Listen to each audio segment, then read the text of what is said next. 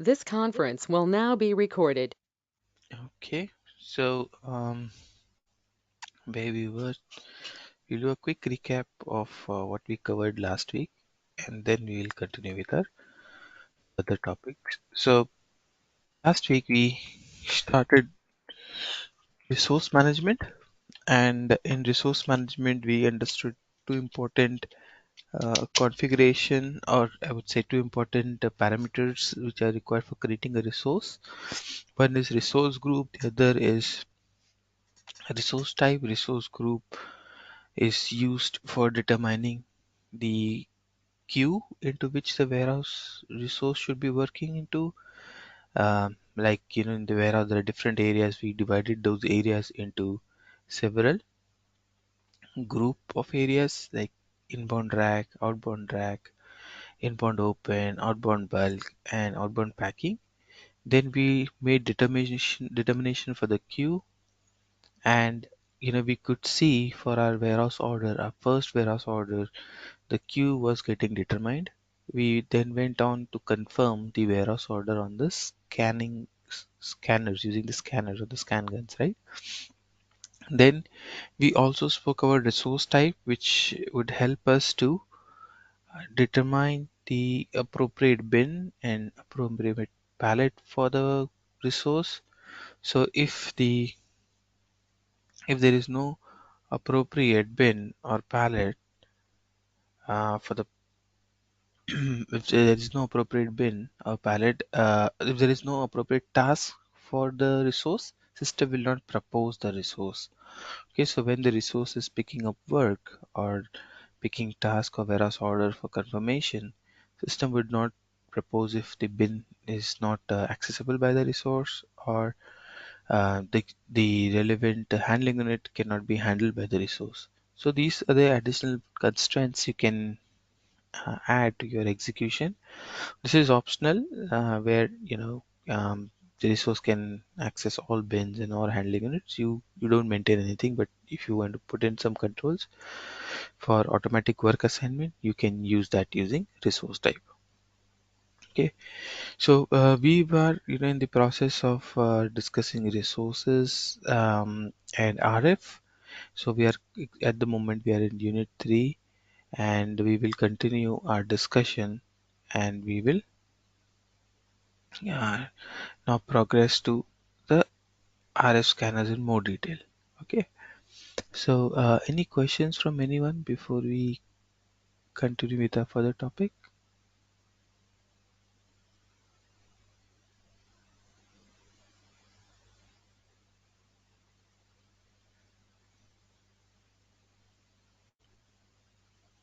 Ron, Yeah. yeah, can you quickly run through the creation of this how to maintain element group? Had some issues with doing that. Element group. Yes. Um, Element group. Sorry, I didn't get what is element group. Resource group, you mean? No, maintaining element group. Okay, where okay, where do we maintain element group? For which scenario? Uh, I believe it's packaging specifications. I think it's Performance. there. Oh, okay, Around okay. It's a packaging packaging specification. spec. Okay, Yeah. okay. Element group. Okay, that for pack specs. Sorry, I was into resource. I was expecting a question on the resource. No worries. So let me log into system. If you have a pack spec, you can tell me. Um, I'll have a look.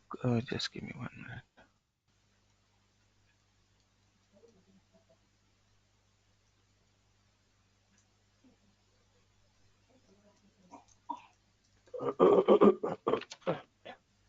Do you have any packaging specification for which you're not able to maintain? Yes, but will you be able to trace it from here? I think it saved it with just one or so. So, You can check the pack spec for 6101 plant. okay, I'll not be able to get it by That's plant. the one. I think that's the first one. Is it? One.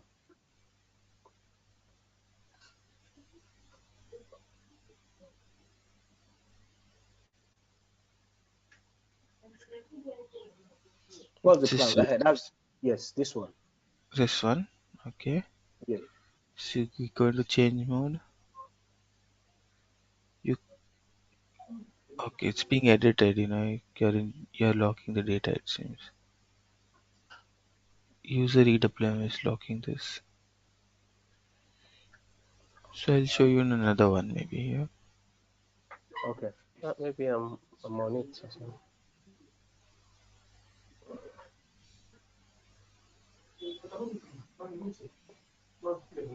So if you come here, you can. In this case, in this is a okay. I can understand what you're saying. So this is a different PS group. We need to take the SAP one. So the standard SAP one. So let me take this one for example.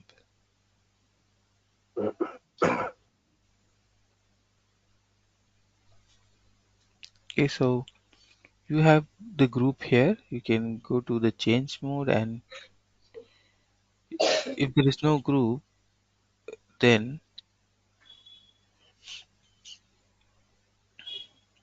there is no group. This will be empty. Mm. And sometimes you may also not have the level. So you can come here, add a level, and then for level you can come here, create a group, enter the material. Here, click here, go to the form view, enter your material, packaging material, whatever you want to use, and then you can also add the quantities here.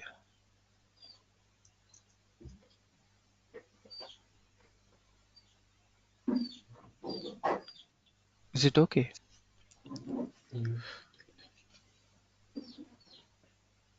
Then okay, then you click assign. Yeah, no, you don't need to click assign, you just save it. Okay, okay, That's it. And then you save it and then you activate it. okay.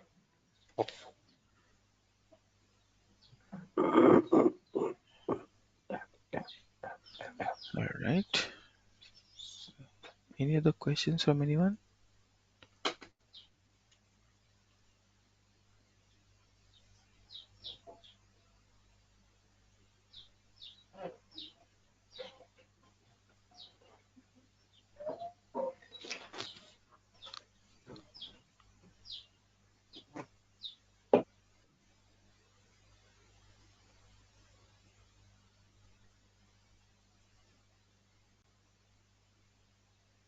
Okay, if no further questions, then we'll proceed with the further topic.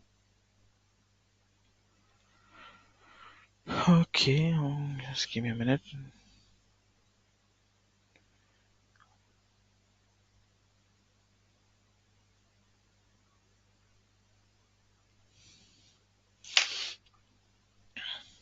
So, our further topic is about understanding how this resource or how the scanners they work.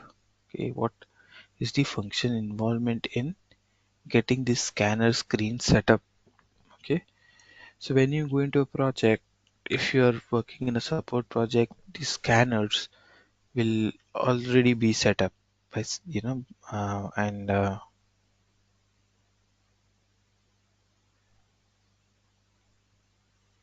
one second, just give me a minute.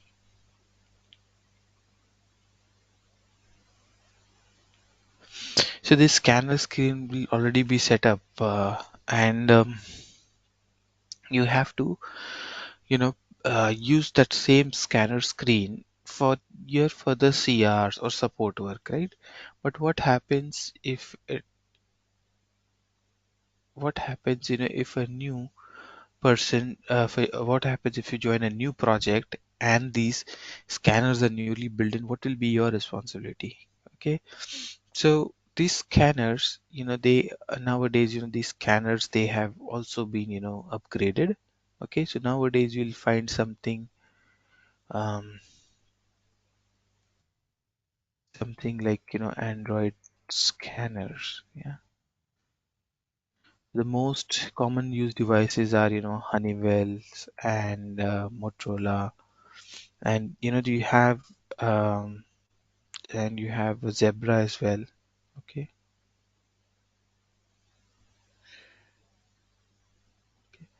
so these scanners, they are like, the smartphones. Okay, the screens are similar to smartphone. They have Android operating system. Old days we used to have, a Microsoft based, they were Windows based scanners, but now the mostly used ones are the Android ones. Okay, so now if at all you are given the role that, yeah, you're going to be an integration person or you're going to support the scanners. So the major work in the scanner is done by the basis team, where, when these scanners are being used. See, when you use any application on your mobile, there is no security, there is no firewall, anything. But when you use the scanners on your in your office premise, you're using SAP system also here. So there will be certain, a setup done by the basis team, where they will ensure that you're not able to open any, you don't have authorization to open any website, or you don't have authorization to install any app. Okay, and you can do you cannot do changes to the settings. Okay, so then, when you access SAP, there will be a lot of controls that you do not access any unauthorized site, like you have similar controls on your desktop, right? So they will do all the setup, and then they will say, okay, now it is ready and you can use it for your SAP purpose. So most of the time, what they do is they go one step ahead, and they also put SAP here on the screen. So how the SAP is put here on the screen? There is something called as um, ITS link. Okay, so how is the integration happening with SAP? Mm, so there is this link. Okay, so this is the link using which we can access RF transaction on browser. Okay, so now I till now I have been accessing, RF using the simulation transaction slash SAP RF UI. But if this transaction has to be accessed through web, so this is the link from this for the system. So who gives you this link? Your ABAP team will give you the link. You need to ask them, give me ITS link for my system. They will give you this ITS link, and you will be able to access the RF transaction from the browser like this.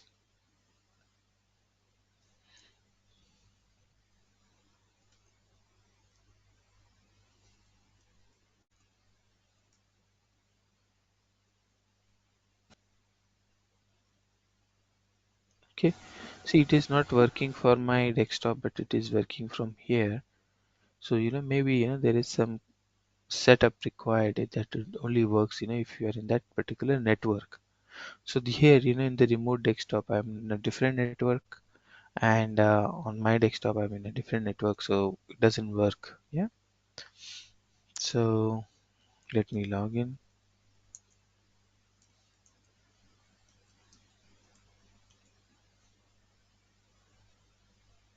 So you can see here, the same RF screen is seen here. Okay, and you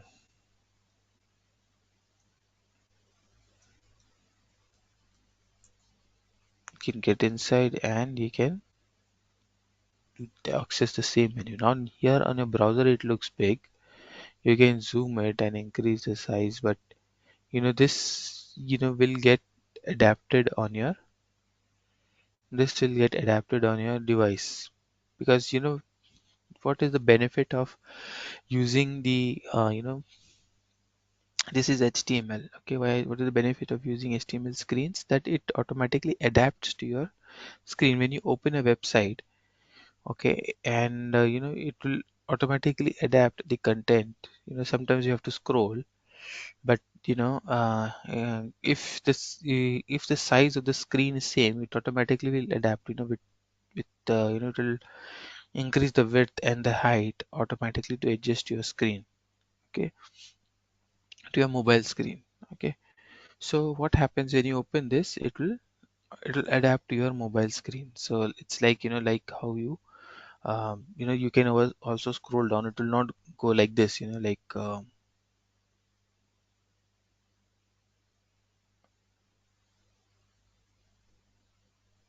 it will not be, see, at least, things are, you can scroll and you can read, but at least, no data will be lost. You can, if it's big, it will go down, okay, but the data will not be lost. And you, with scrolling, you can access, but that is not recommended, so I will tell you how you can manage that. So now here, this is the way you see your screens. For example, just imagine, this is my mobile screen. Okay, so now in my mobile screen, this RF screen is looking like this. There is a lot of space at the bottom and a lot of space at the side. So you need to contact your ABAP team. You can say, tell them, change the proportion of the screen. They will change the proportion of the screen. See, basically, if the width and height, if they match, with zoom, we can adjust the screen. Okay, with some zoom, we can adjust it. But the proportion of width and height should be appropriate. Okay, so they will make some settings on the screen definition. Okay, and then it will, you you can work with them with certain permutation combination. This screen should actually match, get fully covered on your mobile screen. Okay, so what we need to do is, our role here is mostly testing. Okay, and I'll explain if there is some configuration as well. But when initially RF is being set up, this ITS link, okay, I was explaining about ITS link. There is a link, but how the users, they access the link. This link is stored as a shortcut on the scanner. See, basically what you can do, any website, you can store it as a shortcut. Okay, so you can store it as a shortcut, so that when you open that, it will open that particular website. Okay, so I did store here.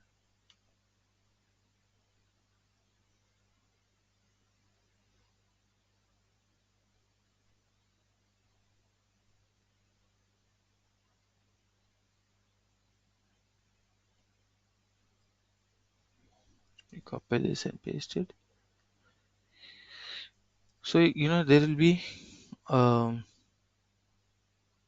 okay, you can rename this as SAP EWM. Okay, so such shortcuts are stored on your mobile device. So they are similar to, like you have your application, right? So you click this and it will open up SAP. Okay, now maybe I've just not pasted the right address, but it will open up the screen.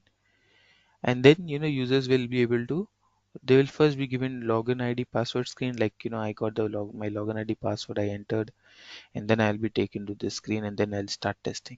So our role is to coordinate first with that. Once you get the device, coordinate first, with the basis team that they have set up the device as per the company's protocols.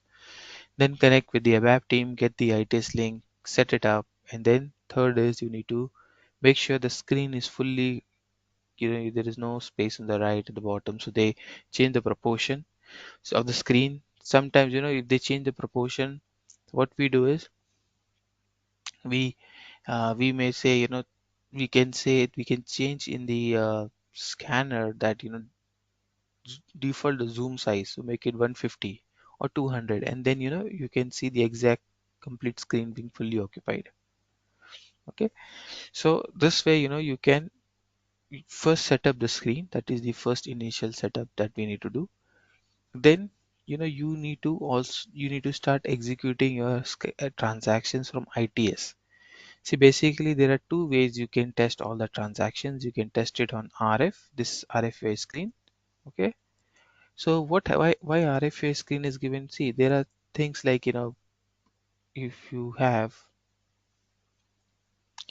if you're working in a project, you don't have scanners, right? If you're working from offshore, you will not have scanners, so you will use this simulation screen for testing.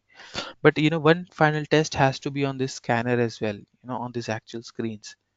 Okay, see, basically this is a SAP screen, okay, and this is a HTML screen.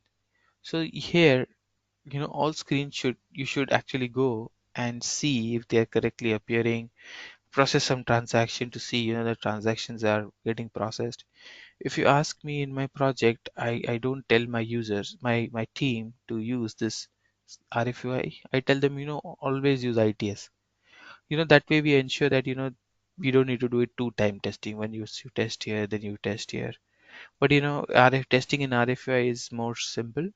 Mostly in support project, once this entire SAP setup has been done on the screens, IT screens, you don't really, you don't go back and do this. So in support project, we use this RFUI, because we want to quickly test what the user error is or what the queries they are facing. And we just, use this simulation tool. But if at all, if you're in an implementation project, I recommend you to do one complete round of testing in this screens, okay, in these RF screens. Okay, my function key is not working, so it didn't went back. But yeah, so this IT screens are okay, now it went. So these IT screens, they are web based. So these are HTML screens. So they have to be, published by the ABAP team. So just make sure, when you're using a new system, everything you're able to access, every possible transaction, just execute something and see, the screens are properly building up. If you're getting some error, then your ABAP team has to look into that. Okay. So this is, Mhm. Any questions? Yeah, on this ITS screens is with SAP logon, or it like or web based directly with a link we can log in. With the link you can log in. With Okay. the link it will log into SAP itself. Okay. Okay. Okay. So the moment I enter the link, it will ask me to enter my user ID password. See, just imagine, you all are working in, just imagine your SAP logon. So if you want to access your SAP logon from your from your home laptop, you need some VPN, right? Same Yeah. way, Yeah. or when you go to office, you're in office Wi-Fi, you don't need VPN. You're in that network Yeah. and you directly able to access SAP. Same way, if your scanner is in your office, excuse me, if your scanner is in your office Wi-Fi, you can directly enter ID password, it will work. Most of the time, there is office Wi-Fi in the warehouse. You just enter ID password, it will work, and it will bring you this screen. Okay. Yeah. So So do you remember when you go to projects, if you maybe asked to test on the actual scanner on the warehouse, so then you get these ITS screens and you use this for testing on the scanner, actual scanner itself. So you go there, you scan it, and then you execute the process. Now, since we are doing in a simulation mode, we are testing, we are building, testing, so we use this RFA transaction. So this RFA transaction, you know basically it's meant sometimes your RF scanners are not available, or the users in the warehouse, they have access to that link, but user in the office, they don't have access to the link, so they use this RFA transaction. Okay, so in S4 HANA also we have seen, SAP gives a web version of an app also, and you can also access the same using GUI. Okay, so slowly, GUI is going away and everything is going into the web based, like an app. Okay, but yeah, we this is very easy, and to access, and we are mostly used to this. So for our batch also, we'll use this RFUI, and as it when required, we'll go to the ITS setup as well. Okay, but both are same. The look and feel is different. You can see all the menus, everything, both are same. It's the same thing, but access through access through the web. Okay, so two things important here: the screen alignment and the screen flow testing. Okay, you need to, as a functional consultant, you need to test and ensure that they are working fine. You will be the responsible you will be responsible consultant, and your ABAP team and basis team will support you on that. Okay, and then when it comes to users, they will start using it and they'll come to you for any queries. So now coming back to RF, what are our responsibility? Are we supposed to do any configuration? Are we supposed to do any setup? Yes, there are certain setup and configurations which we can do. So for example, last time we did some order execution. Okay, so let me open those orders, warehouse orders. Let me create one of the order and I'll show you what basically we can influence it through configuration.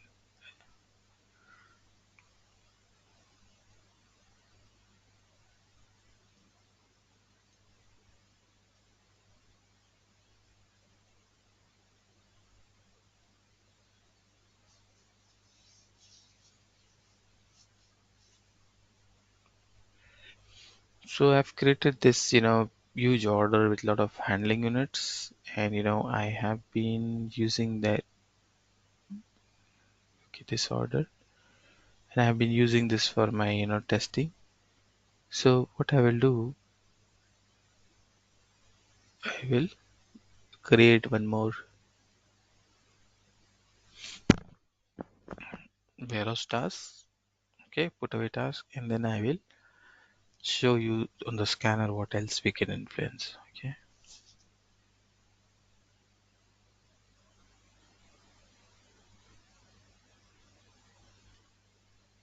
Oh, no, we don't have strategy in place. We were putting the bin manually. So let me put my bin here.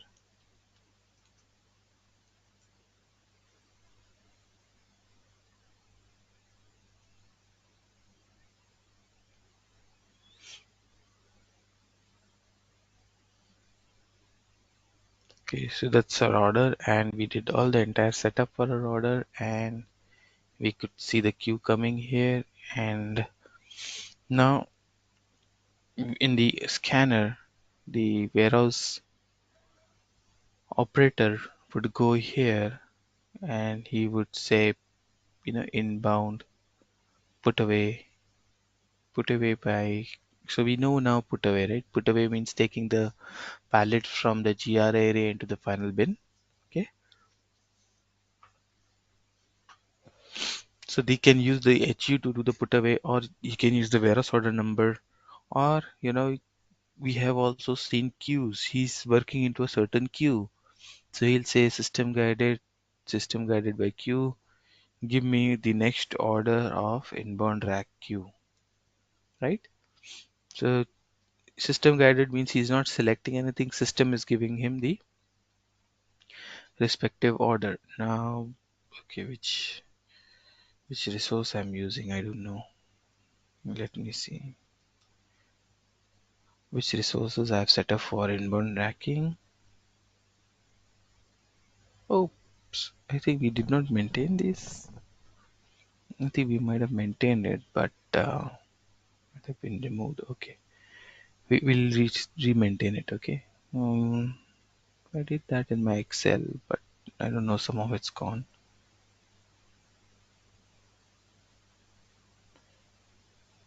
Okay, so resource group 1 for manual stacker.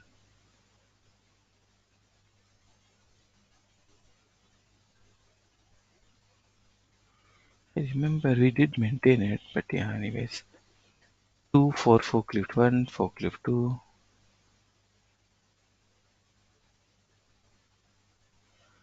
And for RG3 for forklift 3.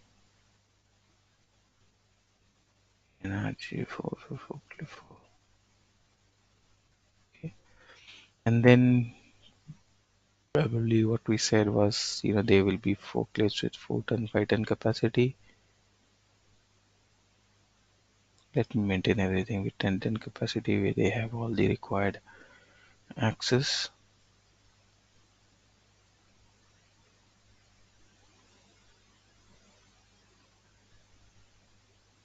And for this one, let me maintain it as a manual stack.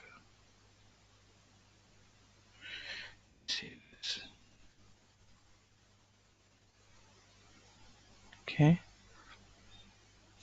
Now we'll tell him to, so now when I'm entering the queue, system is checking what? The resource group and checking whether, so now if I'm using forklift 2, system is will check resource group now. Now I have the resource group.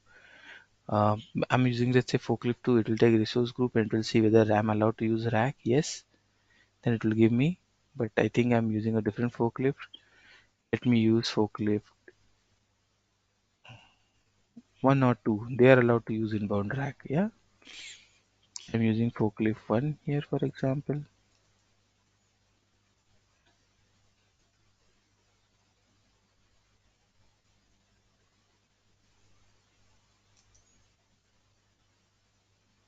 The system is giving me the handling unit now for put away. So system, when I was using the forklift 3, it was not allowed to use the queue. It was we did a setup so that forklift 3 is working in outbound area. So system is not giving him any tasks from the inbound side. Okay. Same way you can also do is, you can, rather than scanning the queue, see there are multiple queues, right? So we said, resource group will be forklift 2 will work in inbound rack area, and when there is, when there is no work in the inbound rack area, it will pick up tasks from the open area. So what we do not want user to scan any queue. So what we'll say system guided selection. As of now, there is just one handling unit. So then, handling unit task. So system is proposing us that to be picked. Okay.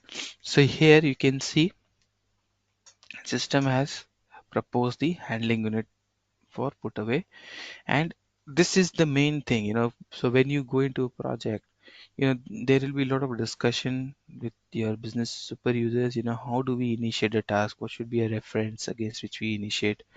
So this is, when you don't have, okay, when you don't have any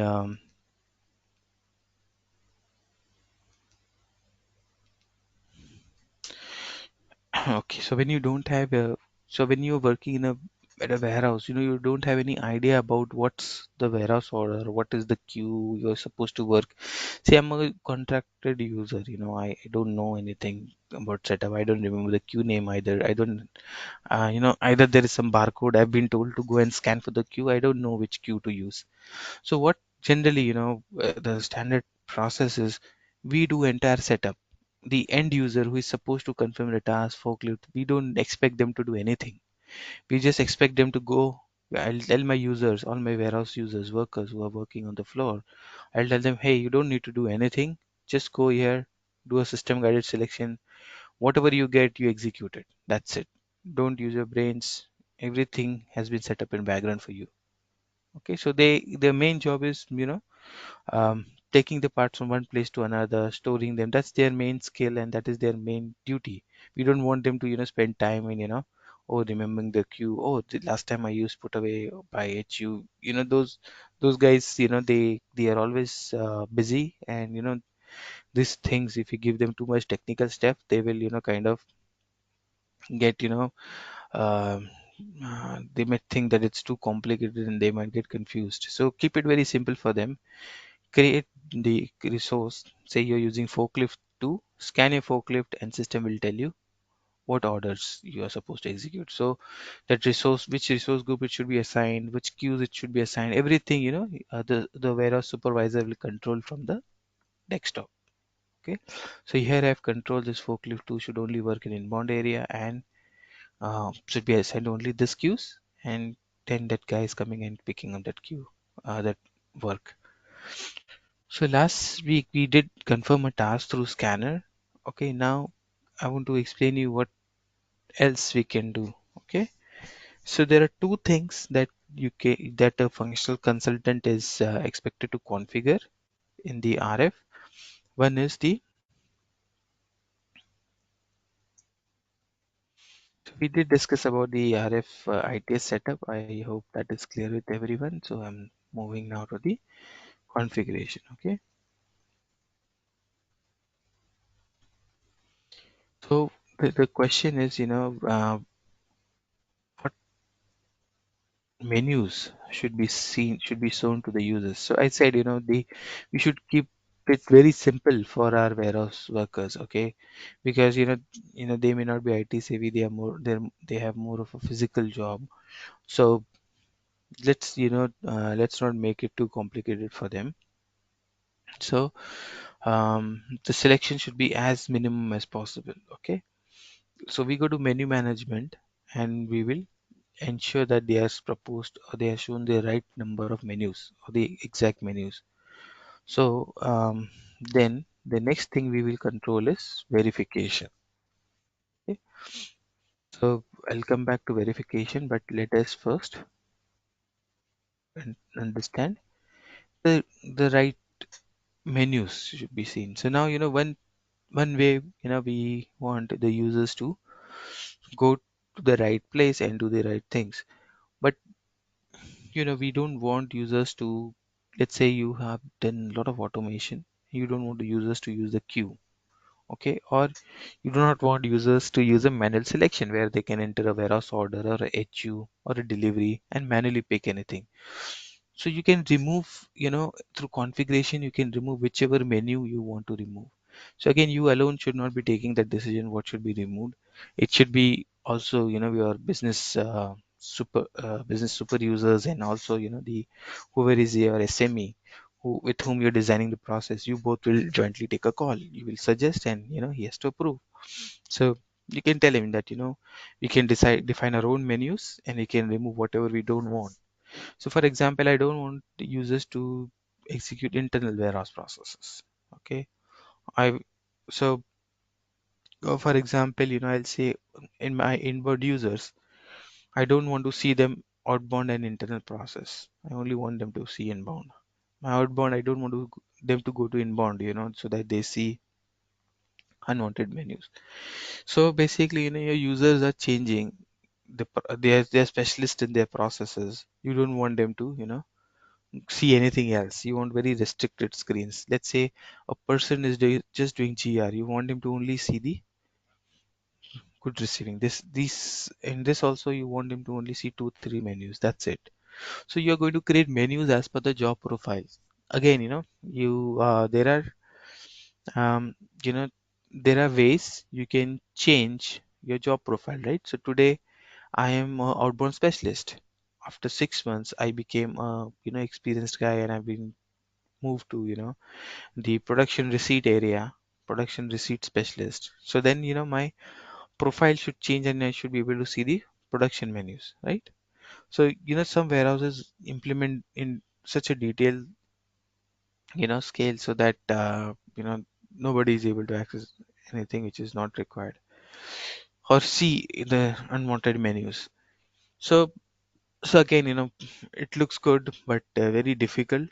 I'll tell you my experience, very difficult to create the number of menus as per the job roles, because it becomes too much complicated, because in the warehouse they are changing. Oh, see, there is less difference in the job role between a person who is receiving, doing put away and picking and goods issue.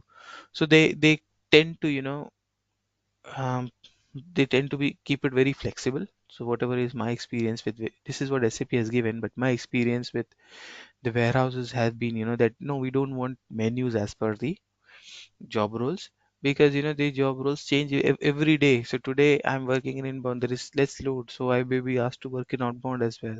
So then my user has to be ID has to be changed, and I should see outbound menus. Okay, so that kind of uh change, business does not like it, or they don't they see as a overhead. So we don't generally create, but yeah, the option is there, we'll explore it. So what is the basic requirement coming from business nowadays is, they want to give the workers all the flexibility, work in any area, see the menus, but they want to control, certain menus. For example, physical inventory.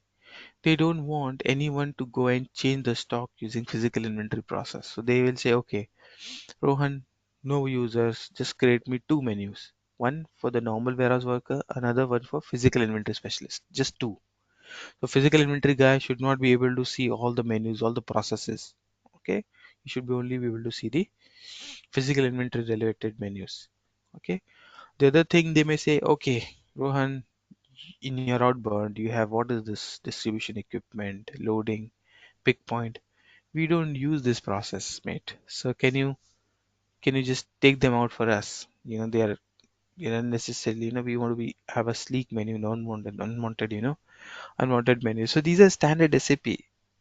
See, when you don't have access to any transaction, when you don't use any process, we will remove it so that they don't see them, right? So in SAP we have several processes. SAP does all types of industries, right? Only certain ones are applicable for us. So here, for example, distributive equipment is not applicable. So what we will do, we'll simply remove the menu. So I've just given you some business example, my experience, but technically the whole thing here, comes to the main point in the that we can change the menu. Okay, we can change the menu as the way we want. We can create as many menus and we can assign to users. Okay, so for example, you may create one menu for a super user, another menu for your inbound specialist, and the for outbound, another for physical inventory specialist. Okay, and then you may also do remove unwanted transaction from your menus. Okay, so how do we do that? We are going to see that now. So there is a transaction called SAP WM user. Okay, in this transaction you will see the user IDs are maintained. So here it's a very important transaction where you can default, if you want which warehouse, which forklift a person is using, you can default it. So for example, if I'm saying let's 35 forklift 2, okay, and saving it, so you will see every time I come in, I will see my warehouse and my forklift. Okay, so now this is one thing. Then in this transaction there is something called as personalization profile. So it is star star, that means I get to see everything. Okay, everything. Now if let's say if I want to, my user has told me, okay, Rohan, just give me one menu for separate menu for physical inventory. Let's say Rohan is a physical inventory specialist, he should only see physical inventory related menu. Okay, so how do we do that? Let's go to config and create a personalization profile, and we can control in the personalization profile.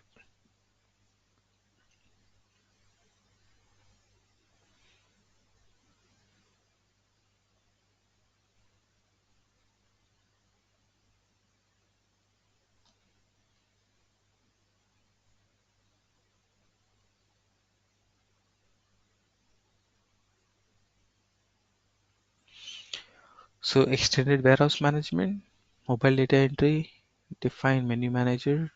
See, you have this path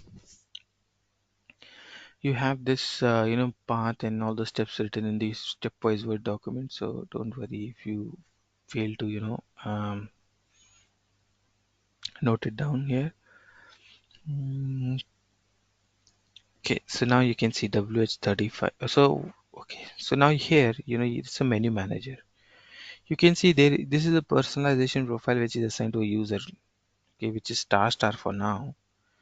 Now you would say, okay, here what I'm doing is I'm copying menu from the standard star star star is standard to my new personalization profile, and then I will make changes to it. Okay, so what we need to do is, see, make sure while you're using this test system you don't make any change to star star star star. Okay, this is standard SAP. You shouldn't be making any. You'll get warning message that do not change any standard setup. But you know, just make sure by mistake you don't save anything in standard. We'll have to create our own presentation and an own personalization. Okay. So what I'm going to do here is going to my previous transaction. Okay. So there are a lot of technical things here. So whatever the RF screens and transactions have been built, so the ABAP comes here and they do a lot of configuration. So don't worry about this. Come here, create a.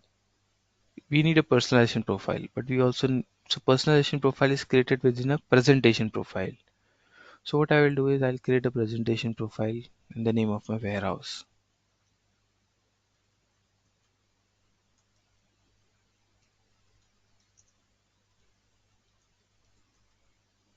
Okay, and within presentation profile, I will create personalization profiles. So I can say for my warehouse, I need to use star star. I will use IB inbound. I will use outbound. I will use PI. These are the four menus I'm going to use. This is super user menu. This is inbound specialist menu.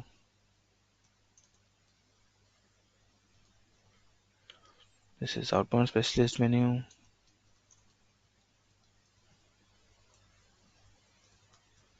And this is PI specialist. Yeah. These are my job roles, and now I'm creating screens accordingly. Okay. So I've created this presentation profile and personalization profile. I created so many. Then there is another config assigning this presentation profile to the warehouse. Okay. So when you come to your warehouse, by default it will be assigned to blank or star star star star. You assign your warehouse, the one which we just created, WH35. Yeah. Presentation profile. Now we come to our menu manager. We come here, we say copy from standard into WH35, my PI menu, physical inventory menu, save into my transport, and then I've copied, and then here I'll go and make changes. Okay. So this looks something like this. This is a bit weird. Just just click on presentation text, and description wherever you don't see appropriate content. Okay, or description of the content. So here, see, when I'm changing this menu, I simply don't want outbound. I don't want inbound. I don't want manual. I don't want system guided. I just want him to do the physical inventory. I don't want a doc creation. What I can do is I simply say put it into the main menu for inventory counting. Again, click on description and the presentation text. So I'll just say I want for the inventory counting. I don't want any other menu. Okay, that's it. That's my physical inventory menu.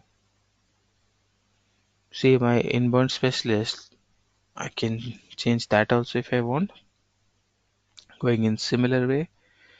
So you can copy from star star star star, go in and change the way you want. Okay, so sometimes you basically have custom transactions.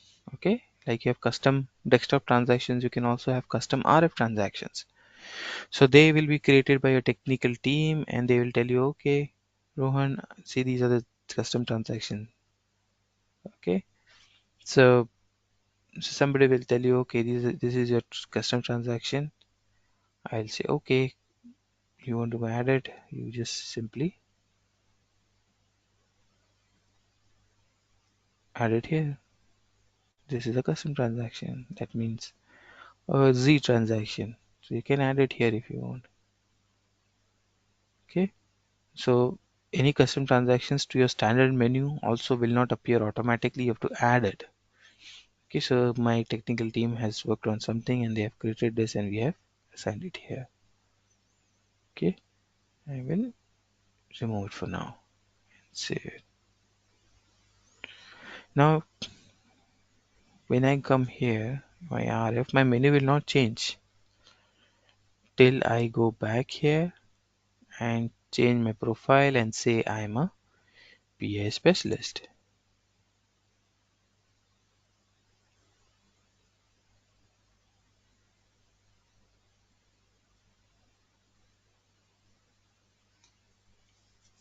Okay, I'll save it. And now when I come back to RF, we'll see the difference.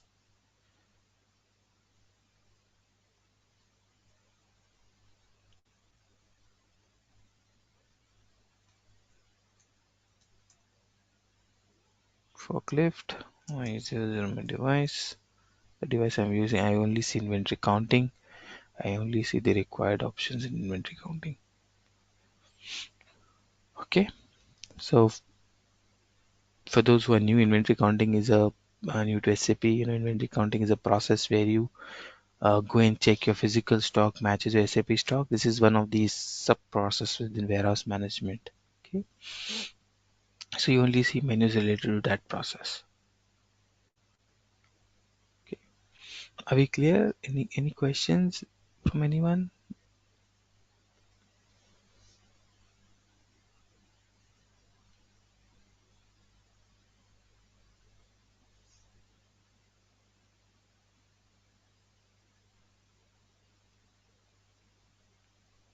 Are we all clear so far?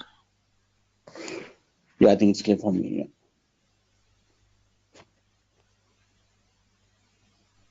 Okay, so now what I'm going to do is I'm going to change back my menu to star because I have to see everything. Yeah,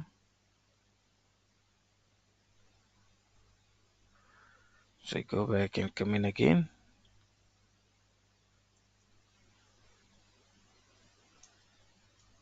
I see my menus here.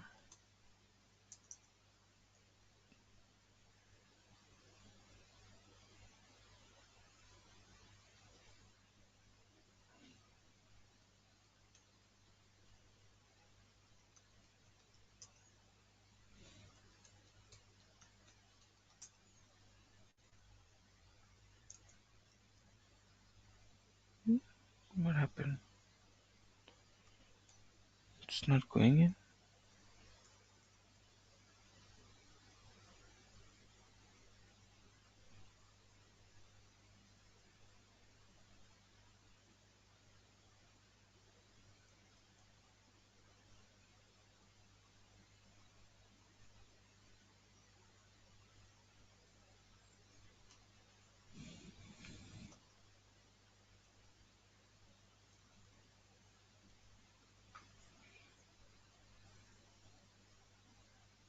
Okay, here it is fine. Let me check my user ID again.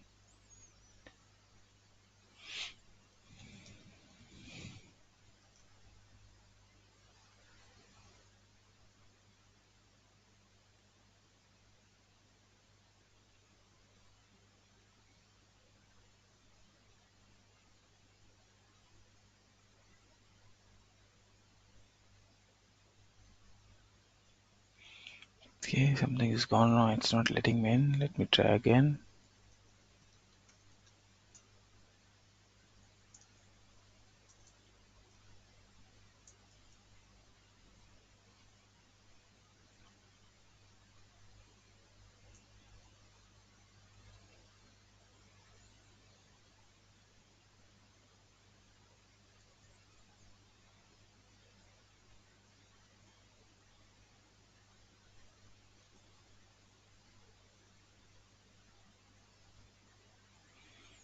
Go back, copy.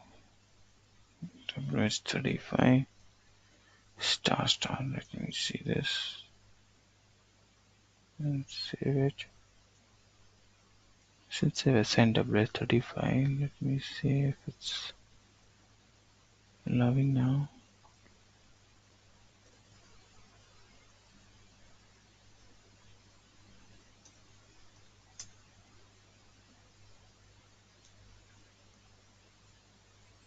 Okay, something is gone wrong for our warehouse. Let me check. My user ID is star, yeah.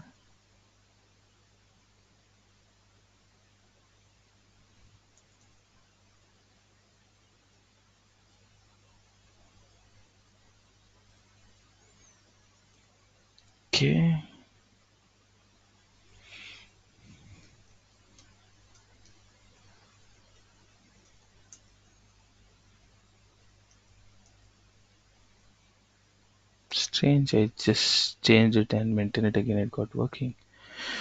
Okay, so now this is the one setting that we saw to to basically assign. Menu management is to assign user specific, user or process specific menus to users. Also to remove unwanted transactions, RF transactions,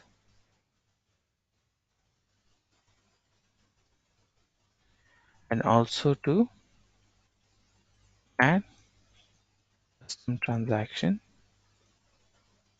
on RF. Okay, so these are the three things we are going to do with menu management. Come to the verification management now. Okay, so system guided 7, system guided selection. So now you're discussing this RF execution with your super users, and then there is one such you execute the process, and then there'll be discussion. Like, okay, there will be also dry runs on the warehouse floor. Where you go and simply you take a scanner and you go and execute, right? To simulate the day in a life of a warehouse worker. Okay, so now when you do that, few things you will be discussing. One is the verification. So now let's say this is an inbound transaction. Okay, now when you go to put away, so you say now the warehouse worker has a scanner. He goes to the GR area. Okay, he's scanning the handling unit. He's scanning the handling unit. He's going ahead. The warehouse worker is then scanning the destination bin, and then the job ends there. This is what you showed the standard to your super users, and then they started discussing among themselves. They will say, okay, this is fine. You showed us the process, but we need a slight difference here, slight change here. Okay. They'll say, let me take the next order. They'll say, Rohan, just hold on. Let's visualize this, what the warehouse worker is doing. Let's reconnect here. He's going to there, he's scanning the pallet, scanning the bin, job done. See, what we also want is he should also scan the bin. See, scanning the bin and scanning the pallet is like, telling the system, yes, I have picked up the pallet, I went there, I picked up the bin, I've been to the bin, scanned the pallet, I picked up the pallet, and then I've gone to the bin, I've scanned the bin. And sometimes they may also say again scan the pallet in the destination to tell the system that you have the pallet and you have placed it there. Okay. So now what we want here is you will say that I want user to also verify the GR zone bin. So it's a screen change to a screen. So ideally there is the immediate reaction from us would be, okay, we need some developer, some technical guy to do that. But no, SAP has given us a configuration using which we can get any field made as a verification field, or we can switch out the verification of any field. So let's say the the supervisor or the SME tells you, hey, that's fine, you just show me GR zone and you remove verification for the HU. If this go to the source bin, that's okay for us. We don't need them to verify the HU again. Okay, although we would, based on our experience, you know we would cross question them. We'll tell them, hey, so you should not remove the handling unit. Okay, because that's where you're telling the system to that you picked up that handling unit. What if user by mistake picked up, instead of handling unit 6, he picked up a handling unit 5? you know he misread the HU number. See, HU number is such a big HU number, so he has to scan. After picking, he has to scan. That way system knows which handling unit he's working with. Okay, so same way in GR zone, I would also cross tell them, okay, you're increasing another verification. See, when you increase a lot of verification, you are increasing your time taken to confirm the order. So I would cross question him, or I will reassure, I will make him whatever is the standard, I'll try to explain him, and if he still wants, I'll do it. But I will also tell him, just do think about another point. You are scanning for every put away, you are scanning 3, you have 1,000 put away, so you are increasing 1,000 scans per day. Does it really add value? Because you're increasing, when one scan, increasing the time for the warehouse worker to execute a task. Okay, so 1,000 scan, 1,000 seconds, and it converts into minutes. It's loss, right? You should benefit from there. You should achieve something when you're asking worker to do that. So is it not okay if he just scans the HU? The HU is in the GR bin only. Why you again need to scan the bin? He'll say, no, no, no. What happens? These guys, they go to a wrong. They may, they do. They type in the HU number. We don't want them to, but they cannot type the bin number. So we need to make sure, they are going to the right bin and the right HU they have picked up. So we don't have much task in a warehouse, and even if they scan, we add an additional scan, it's not an issue for us. But it will be a sound process, a foolproof process, where they are not, it will ensure that they are not missing anything. It will do another cross check. So I'll say, okay, if you say so, I'll activate this verification for you. Okay, so they have also worked in the warehouse for 20-25 years, and they day in day out they do this warehousing stuff. So they are very, you know um, they are very very much clear about what they want. So yeah, you still let them know, and then you go and activate it. Okay, so how do you activate it? You come here into your configuration. So this is not only for inbound. Okay, any RF screen you want to change the verification. Okay, whether something is being verified, you want to add verification, to remove verification, you can do that. Okay, obviously you need to discuss and confirm first as a business requirement. So there is something called as verification control. Here you have something called as verification determination. So for your warehouse in standard SAP, you will see something like this. For put away, this is the verification profile. Okay, so stock removal, there is process type, there is activity. Based on these several parameters, you can have a verification profile. So if you take this verification profile in the previous config, WH35, I'll take this verification profile.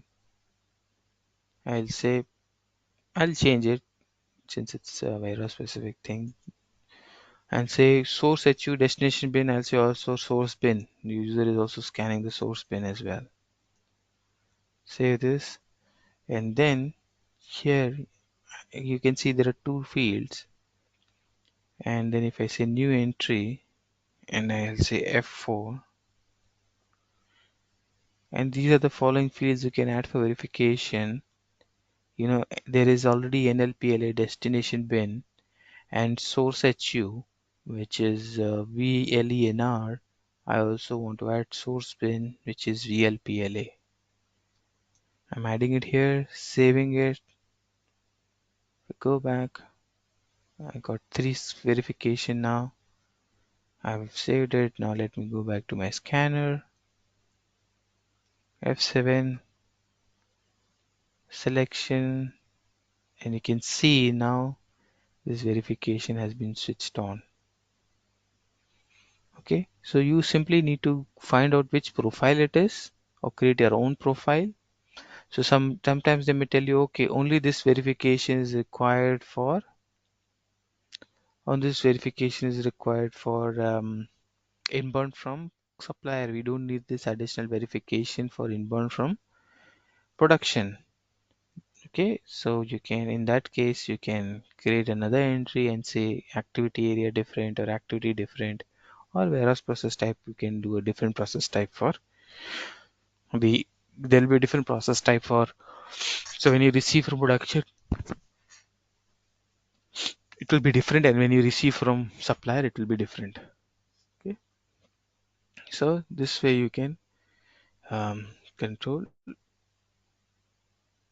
the verification field, which fields are basically getting uh, verified by the on the scanner.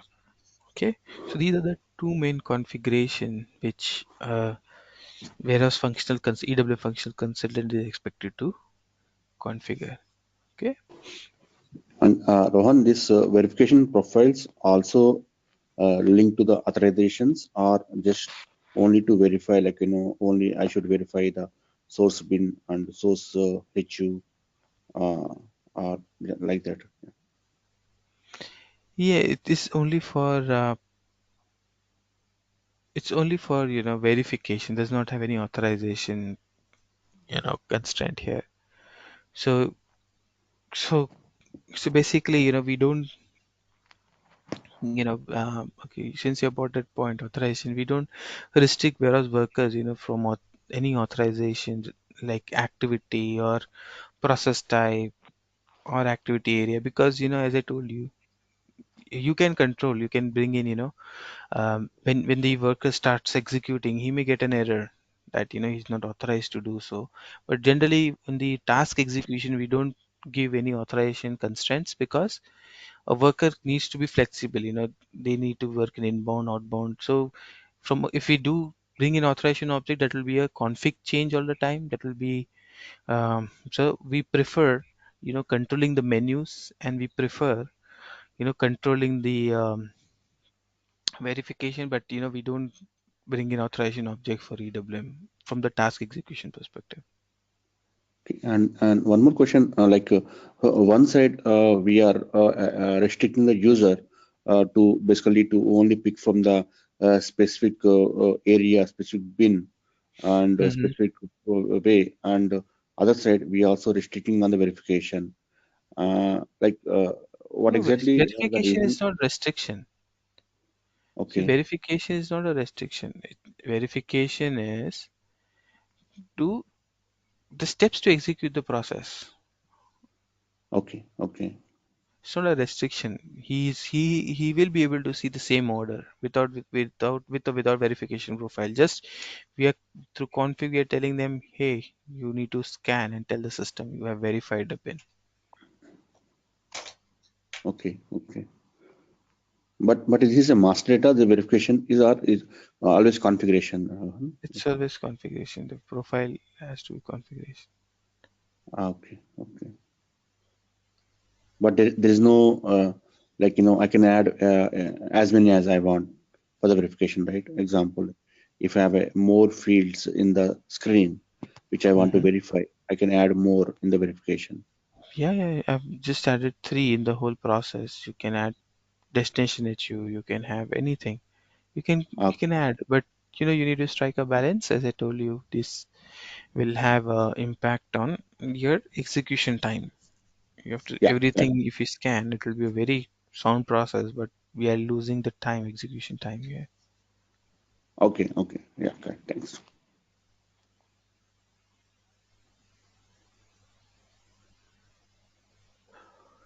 Okay. Any other questions on RF processing?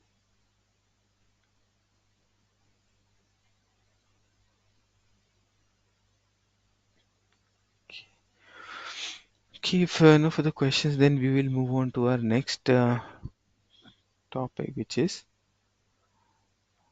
the, so yeah, all your configuration, whatever we have discussed is here. There is a document which you can download, which is a RF cookbook. This is technical for ABAP. Generally, the ABAPers, I tend to share this with the ABAPer. This has all the standards for So whenever you create a custom RF transaction or you bring in new developments on the RF, SAP recommended, you will find everything over here. Okay. Rohan, just have one question. I never seen Yeah, this. tell me. We have this scanner, right? Mm-hmm. Uh, how do you, now, how do you? Okay, I think the connections or to log into the scanner, this all the configuration will be done by the basis team. Is that right? Yeah, that's correct. And once that configuration is done, then they log into that, and then we come to the picture to the all the other. I mean, to test if all the other configuration is being correctly processing in the scanner or not. Mm-hmm. Yes. So once the scanner is handed over to us with all the security and everything, and the SAP logon pad is there or the logon desktop is there, we go in and we see each screen. Our aim is to make sure these screens are visible. We are testing as part of user, right? So we need to make sure the users are, because if the user is getting some error, the first person is going to come and reach you is you. Okay. So we need to make sure all screens are visible, scanning fields are visible, and on confirmation in the background, all the transactions are updating fine. So these are the few checks you need to do. The screen alignment and all the screens are coming up, building up, coming up on the screen. So, and the processing, it goes and updates SAP. Generally we don't face issue there.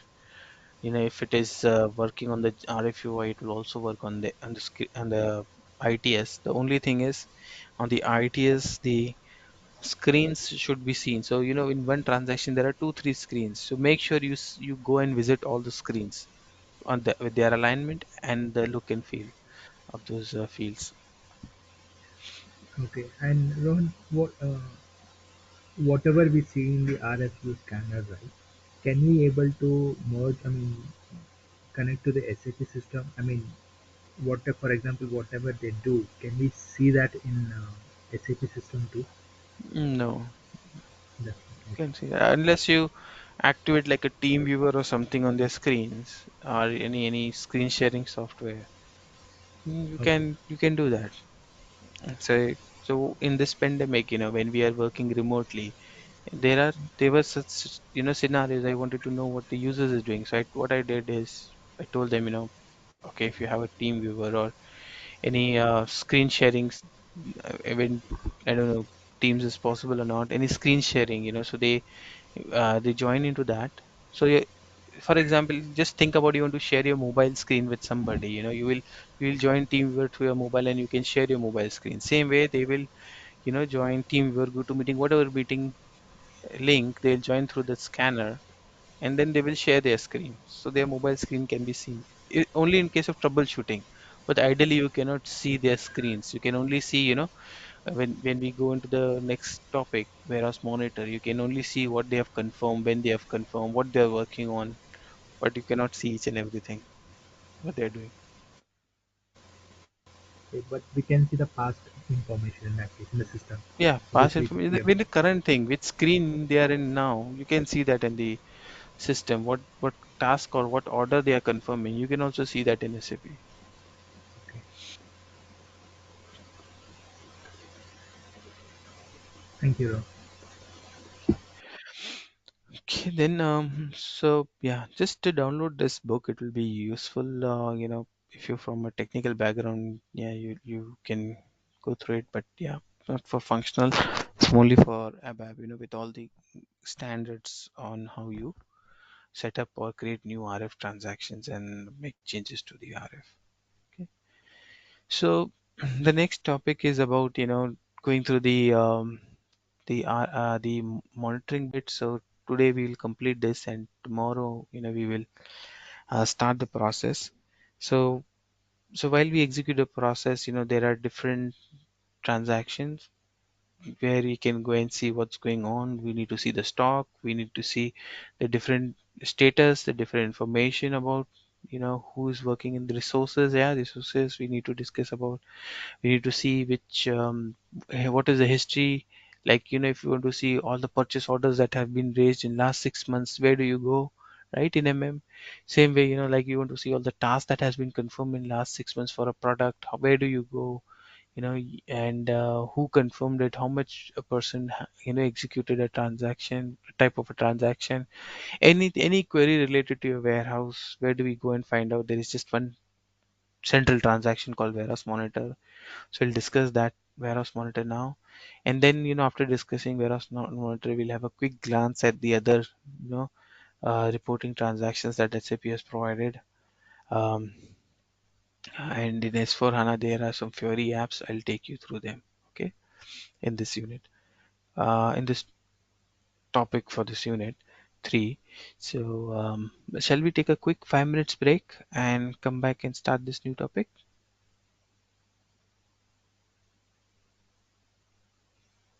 Yeah, sure. Okay, sure, sure.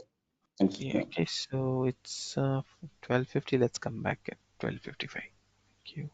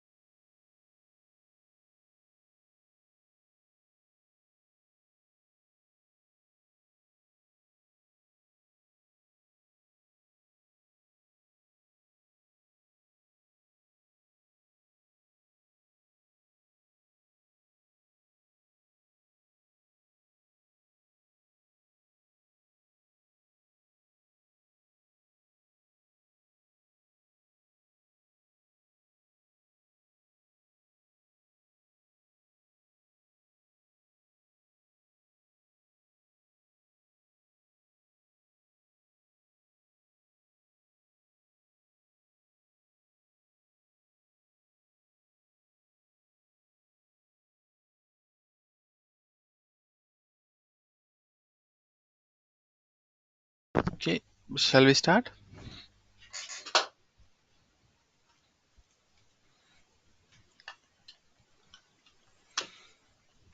Hello, is everyone back?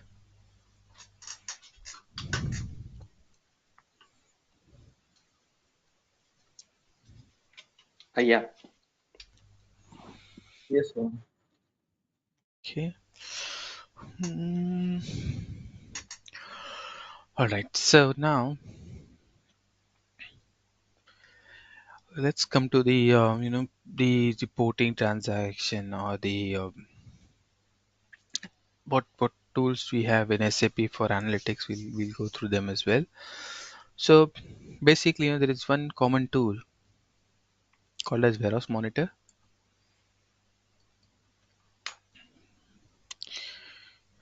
So SAP has slightly changed the way the reports are created in SAP in this SCM system, especially EWM was this module was built in I think 2005. So SAP has learned from his previous you know previous experience. So what has happened in especially in warehouse management, you have so many transactions. Like if you want to see stock if you want to see stock per material, if you want to see stock per handling unit, you want to see all the orders that were confirmed for product, all the open tasks for a product, all the closed tasks for completed tasks for a handling unit. You want to know what are the total open inbound task, total open outbound task. I'm saying task in EWM, but we used to call them as TO in WM. So there are so many things required, and each of them is a separate report. Now, if some of you have worked in MM, just think about ME2M, ME2N, ME5S, MMB. So many transactions are there, right? Difficult to remember for users, right? Plus, we have to check the authorization for every, now and then. We have to. Uh, Sometimes when we consultants forget, there are so many. I forget there are so many transactions. We go to the SAP menu of it, and then we go and find out, what are the, reporting transactions for each process in each functions or in each functional areas. So what SAP has done, they have changed slightly, and I really welcome that improvement. They have bring in warehouse monitor where all the reports, I would say, all the reports are in one transaction. So this is SAP. So this is where you'll find everything. Okay, so each node is basically, this, there are so many reports here you can see, and you can find them in a menu, and you can go and access the information. So everything right from stock to which resource is working to the product master to the master data, everything you can find here. So when it comes, the users don't have to remember a lot of transaction. Plus in one screen itself, they have created this tree structure using which you can get all the information and their details in the same screen itself. So I've been using the PRDI stuff. There is this transaction inbound delivery transaction which is open. All this information can be seen here. So basically, the warehouse workers or warehouse supervisors, they don't even need to go to the inbound delivery transaction and to see what's there. This, like, if you want to see the purchase orders, you don't need to go to the ME2 ME23N and see the purchase order. I will, whatever information I need, I can see it here. Okay, same way, I don't need to go to inbound delivery. I can come here and I can really see all my, I want to see all the inbound deliveries. I can see them here, like I was doing in PRDA. I want to see all the tasks for this delivery. I can see it here. These are the items. These are the tasks. I want to see all the handling units for the delivery. Oh, sorry, this is not my delivery. This is my delivery. This is all the tasks. That has been confirmed so far by me. On the scanner, I can see them here. All the handling units, I can see them here. All the warehouse orders, I can see them here. I want to create task. I can say create task in the background. So this is not only a reporting transaction, it can also be used for executing, like you want to print the handling in it. It can use for some actions as well. Okay, so it's not only the purpose is not only to give you the information, but you can using this more methods, you can execute a lot of things using monitor.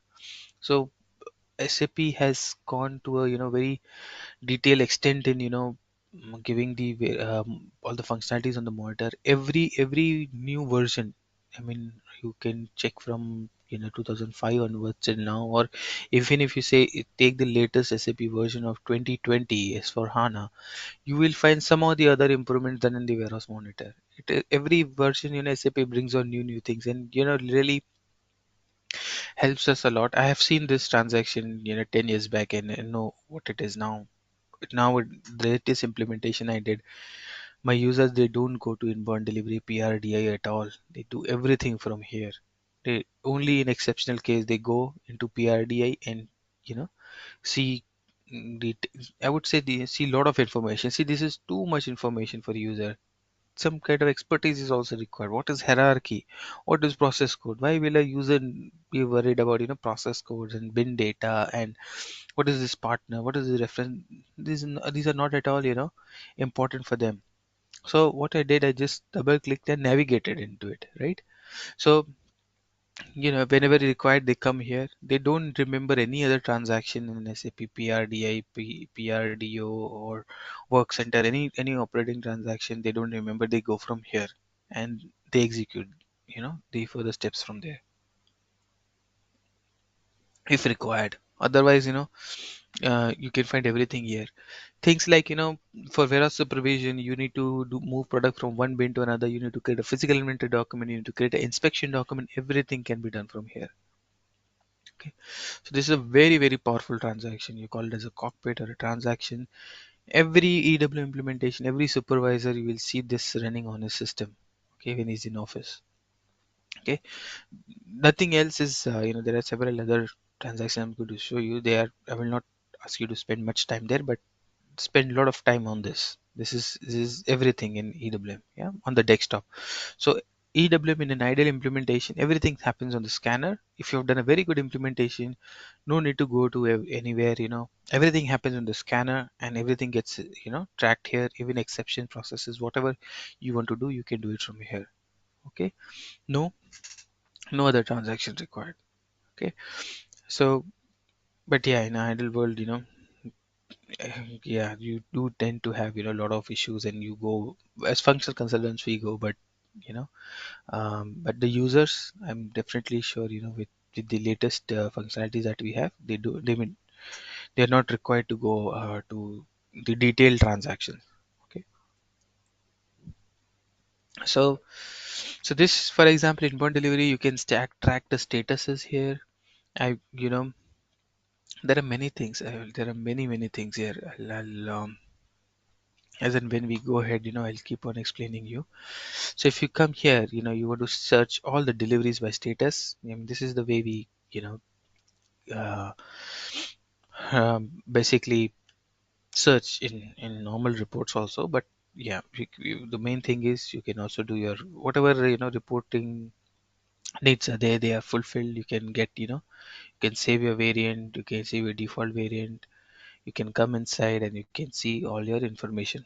So the most important thing here, for example, I want to see all my open deliveries. I'll say the warehouse activity status is not completed, and I will see all my open deliveries for the day, and I'll start executing. And the warehouse supervisor will see, okay, the task is there, the task is not there. He will basically cross check, is everything working. Okay, he'll refresh his list if the number of deliveries are coming down or not.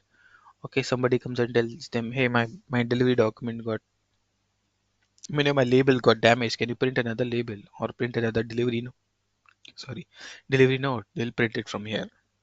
Okay, if the delivery is too taking too much time in inspection, I will go and say display the inspection document. I want to see who's working on that. Okay, so so this monitor, with its with the tree structure, it will give you every detailed information. You can dive into anything. Like you want to go to the bin, see the bin, just double click, and you can go and see the bin. Okay. You want to see um, the handling unit, double click, you can see the handling unit and its content. Okay. So if you want to see this handling unit has been confirmed and it has been removed, so okay, this is not my delivery. So if you want to see the handling units, you can come here and you can see the handling unit information. Yeah. So it's not like you cannot see it here. You can also see, like, for this handling unit, you can see what is the physical stock. Now, I'll slowly move to stock. So now you have stock info. This is the process. All inbound documents, outbound documents will be referring here. For all the processes that we do, I'm going to come here. We know now what is task. So all the documents that are generated, you can find them here, right from your task to orders to physical inventory document to labor to inspection to waves. Everything you can find here. Any document. So if you want to see the history of a product, all movements of product in last 1 month, just come and execute here. You will get all the tasks for that product, including your good receipt, goods issues, transfer posting, everything. Okay. So now the most important here is the stock. Okay. So in the stock you have the most important one is available stock and physical stock. So now what is available stock, physical stock? So available stock is the stock which is available in your bin. Okay. And which is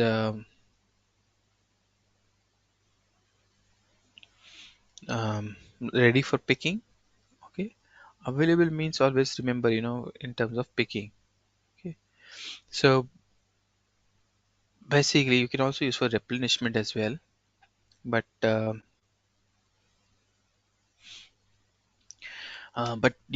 will be difference between available stock and physical stock. The name itself tells you. Available means you are ready to remove stock from there, you're ready to take out stock, it's not allocated to something.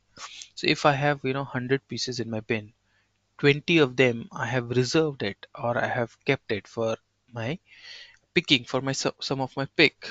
Okay, so I have effectively 80 as available, right?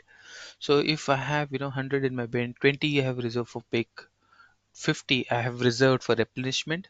It's another type of process where we remove stock and put it into another bin. So 70 I've reserved for some other purpose. So my physical stock is 100, but available stock is 30. So what how do we reserve? By creating a task. See, when you create a task and don't confirm it, okay, it basically it reserves the stock for your movement, but it doesn't. Once you confirm the task, then that actual stock moves. Okay, so when we are creating, now we have stock in, let's see where we have stock. Okay, I've created a lot of bins. Let me see what are physical stock I have. So in my warehouse, I have this much physical stock. Okay, now you can see when I create a task. Okay, so I have 1810 physical, 1810 is my stock in 8005, and 10 piece in GR zone. Okay, now is my available stock changing? 1810, it's not changing as of now. They both are same. So when they both will be different, when I have some. Okay, let me do a good receipt first here.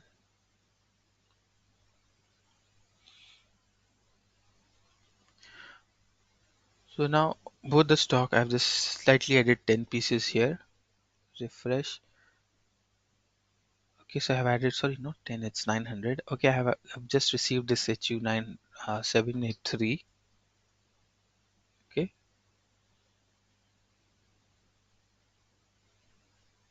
sorry, 813. It's not 783, it's 813. 875, is it? No, no. 783. It's 783 I've just received. Why it's not appearing here?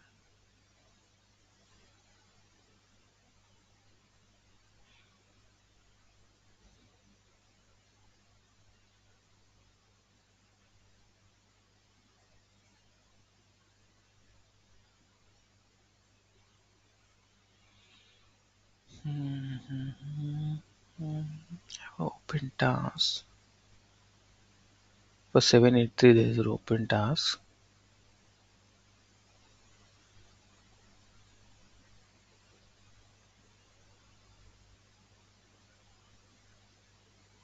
Okay, let me close this open task, okay?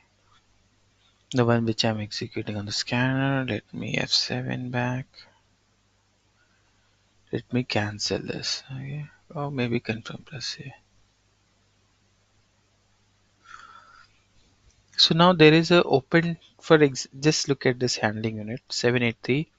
There's an open task from GR area to the destination bin. Okay, which is 8005. So 783, if we come here to our physical stock, so GR zone,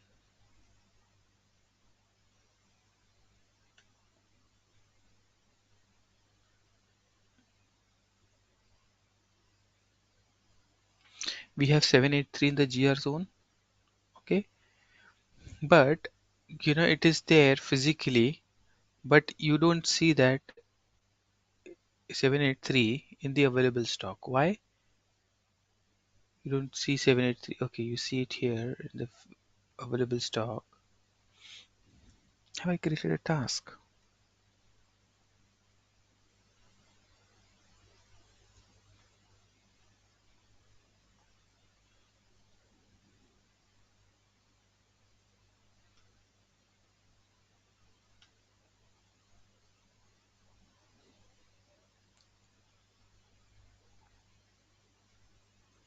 So as of now, let me open another screen. I want to show you a difference between physical stock and available stock. So this is available stock and this is stock and win. Probably this is not the right example because it's a handling unit task. I'll park it for now because we have to do some more settings. So to show you this thing, but you can see here, the available stock. That means the stock is available. It can be used for picking. But the moment there is a task created or you have reserved it, it will not show in your, sorry, it is in physical stock, but the moment you have created a task or you're moving the stock, it will be not shown as your available stock. Okay. So for example, let me do one thing. Yeah, 783. Let me pick it so that you will see that it will not be shown as a available stock here.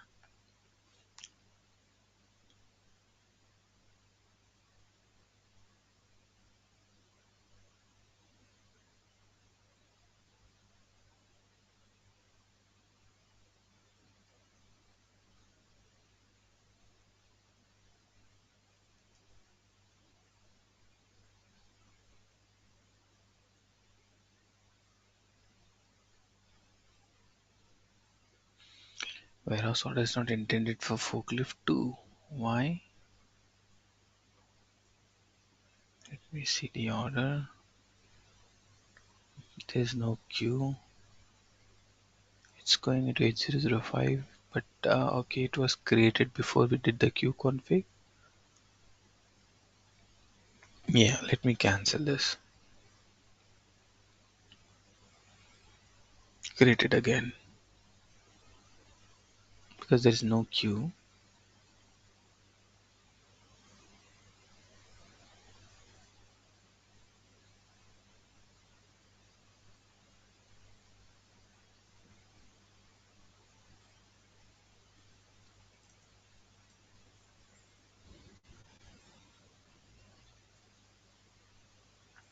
So now, once I start picking, that stock will not be shown as available. Okay, now it is available. So the moment, let's say the picker has picked it or started picking it, you will see it will go away from the available stock.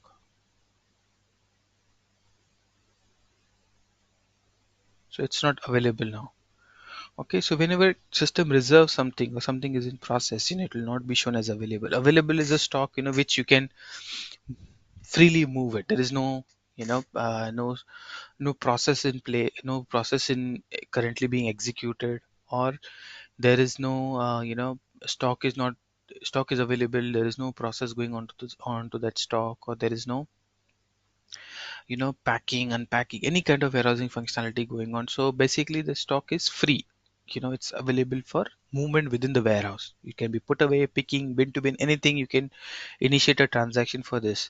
But 783, you will not be able to initiate it. You will be able to see that in physical stock, but you will not be able to initiate transaction, because it's reserved or it's being picked, or there's open order for that particular handling unit. Okay, so this is physical stock, available stock, which the users use a lot. And then there is storage bin. You can go to all your bins and you can see which bins has watched which stock. You can go to the bins and see whatever is the available stock, whatever is the physical stock. You can There is fixed bin assignment, which we'll see in our next unit, about how to assign fixed bins to the product. You want to see which a product and a bin combination. You want to see the data, which bin which product is. For those two combination, you can use this. You can use shelf life expiry parts. You can see them here. If you want to see all your handling units, you can find your handling unit and the content information here. You can use the serial number information. You can get the TU information, yard information. You can see which resource is working where. All the resource specific information you can find here. So what is the resource group, resource type? You don't need to go into all those transactions that I've been showing you you can access everything here. And if you want to change a resource, okay, so let's say this forklift, this guy has been working here, you know and you want to any you want to change the resource group or something. You can come here and you can say maintain resource. It will bring the transaction and you can change them from here. Okay, so you don't need to remember that transaction. If you want to change the you know resource group, if you want to change the queue, you can also change it from here. Okay, if you want to say this guy has left, he's actually this is, you see a cross mark, that means they are currently working. This is working in this warehouse, this queue, but this guy has gone. Then why it is showing is working? He did not log off from his gun properly. So I can log him off from the resource so that somebody else can pick it up now. Okay, so you can log off resources. You can see resource information, the one which I was showing you where we assign the profile. You can see that here. If you want, you can maintain them from here. So you don't need to remember these execution transactions. All can be navigated from here. Okay, resource group, queues, everything you can find here, everything. Okay, these are all the queues that we have created for our warehouse, and these are the warehouse orders in each of those queues. Okay, and how many resources are working there. Okay, so you get all this information here, very important, and which resource is also you can get the information. Okay, the next one is product master. You can get all your product information in one screen. Okay, and you can mass change them from here. So if you want to do like this, you can say mass change and change any data for the product. See, all fields, almost all the fields are seen here. You can change them from here. Okay, if you want to basically extend a product to EWM, like we go to the EWM views and extend it. So let's say there is a product, I want to create it in EWM. Okay, and I will say product without warehouse data. Show me this product. You see it is seen and there is no warehouse data. I can also create the warehouse data from here. Mask create. I'll say I'll not maintain any data. I'll say execute. One product is getting created. Okay, now got created, and then I'll remove this product and I'll say show me all the product with warehouse data. So this product got created. We'll see two products here now. Yeah, so I just created the warehouse view for this product from the monitor itself. Okay, we one very important addition SAP has done recently, which I really like, is all the message queues. EWM ERP, we know there is a queue, right? And QRFC. If any queue fails, you can see for your warehouse. See, the queues are not warehouse specific, right? Plus, it's a technical transaction, SMQ, to where we see the queue failures. It's a technical transaction, too much technical, yeah. How will a user understand, which is this relevant queue, how to go in? A lot of technical things are involved, right? Super users will never do that. Too much work for them. Even for support team, drilling down which one is for which warehouse. So they can, get all the information here with the exact error. If the issue is resolved, they can go and re-execute it. Okay. So for example, a material is locked, a material is not extended. So see, if the delivery is currently being locked. Any error, you can see, you can go and reprocess from here. Okay. So you can see here, this more methods. This is the key. Every node I want you to go and with whichever node you see, go and see what is the more method given.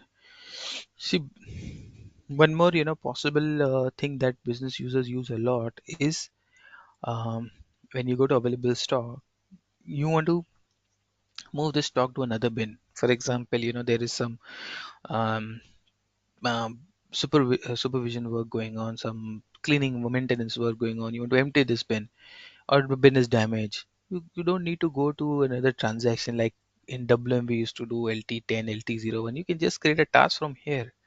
Enter the quantity, enter which bin you want to move it into. 8002 something. Click on confirm. Enter your movement type 9999. Done. So supervisor sitting in office, you know, he gets a call. Hey, I've moved this product to this bin. Can you move that for me? Because I couldn't do that because because my scanner was down or something. Okay, done. It's done within seconds. We can complete this movement for the user. Okay, so any desktop movements, any transaction that you are executing on the RF, you can do that from the desktop. When I'm not, when I'm, when I'm saying desktop, I mean, the monitoring or this PRD, those kind of transaction. So basically, there's this common terms are being used. We say text anything which is non-RF, we call them as a desktop transaction. Okay, so using desktop, the person is not able to execute an RF. He calls on the desktop, and within seconds, you can execute the movement on the desktop. Ultimately, the stock goes to that next bin, and your process gets completed. Okay. So ideally, the user on the scanner would have scanned source bin, destination bin. He's expected to do that on the scanner while he's physically moving. For some reason, there are exceptions. You can also catch up on the desktop. Okay. So this is very useful transaction. Now I'll explain you what happens, what is the thought process, experience, with warehouses. See, as a best practice, okay, whenever you implement EWM, see, every projects you have custom requirements, correct? See, whatever detail it is, it has everything, but for some example, let's take an example, um, everything you have here, but still user would say, hey, I would want to have a handling in packaging material information here. I should be able to know what packaging material it is carton or whatever it is. I'm just giving you an example. There are many examples. In case of inbound delivery, they say, I need a customer's description. It's there now, but in the previous version, it was not there. So through enhancement, you can change ABAP. You have to write a functional specs, and ABAP team will go and add any information here, okay, to your existing nodes. It's pretty flexible. Using a functional model selection screen, you can come and change whatever selection you want, and whatever the additional selection you want, whatever additional output you want, they can do that. Okay, so it is possible to further enhance this based on a business need. If at all there is a new custom transaction to be developed, okay, now you should change your mindset. Okay, for example, a custom master data, or a custom, a Z table that you have to maintain, users have to maintain. Okay, um, so for example, there is a custom bespoke process where the users go and maintain, some information in the system. Okay, so now, for example, I'll give you an example. Like, I'm a user, I'm assigned to a printer. Okay, now business told me, hey, I want users to be assigned to a printer. There is no standard transaction to assign a user to a printer. So now I will go and create a custom transaction, Z transaction. Okay, now that Z transaction, I will continue with SAP's way of handling things. I will not create a new report like now like how we do in SAP. If I need a custom transaction, I'll tell my ABAP, create a transaction called zprint, okay, with all the information. I'm not going to do that.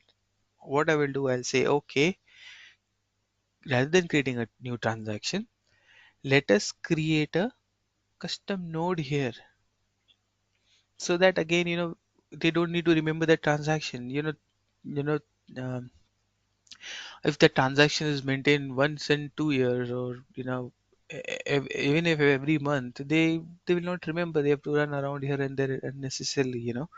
So you can give the transaction here itself. You can tell your web team, don't create a Z transaction. Obviously there will be a maintenance table. You access that table through the monitor. So now again, users don't have to remember the T code. Okay. The other thing is, it is readily available anytime. The information is easily can be read, can be maintained, and you continue using the single cockpit where you have all the information, rather than keeping all these individual reports and information separately. They have to add it to their favorite, they forget. All those kind of issues you'll not face. So any custom transaction for EWM required, add them in the monitor.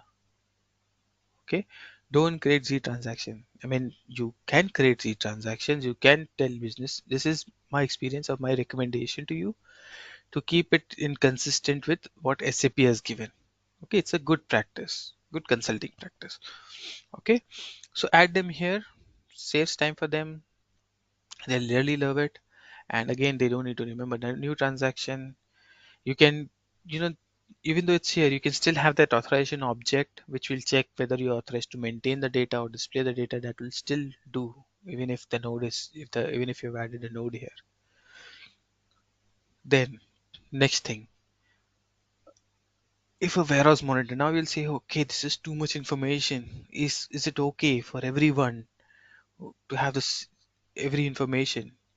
See, there are basically two kinds of users. One, on the scanners, they don't come and operate a desktop, but on the desktop, they don't go to the scanner, they're supporting the people on the scanner. The people who have desktop access, like this monitor access, they are managers or super users. So now, if you still feel that there should be bifurcation, that a super user should see something, okay, or a manager should see something, and a senior manager, or a uh, another senior clerk should see something else. So you can also create monitors and control the authorization object. See here, I'm using a standard monitor. You can create Z SAP, or you can say Z user 1, or you can create a Z user 2. Okay, and you can create your own monitor. So only constraint that you want to remove, only constraint could be, I feel here, is the labor management. It may be used for senior managers. You don't want the labor management data to be seen the labor management or billing data to be seen by the warehouse super users, right?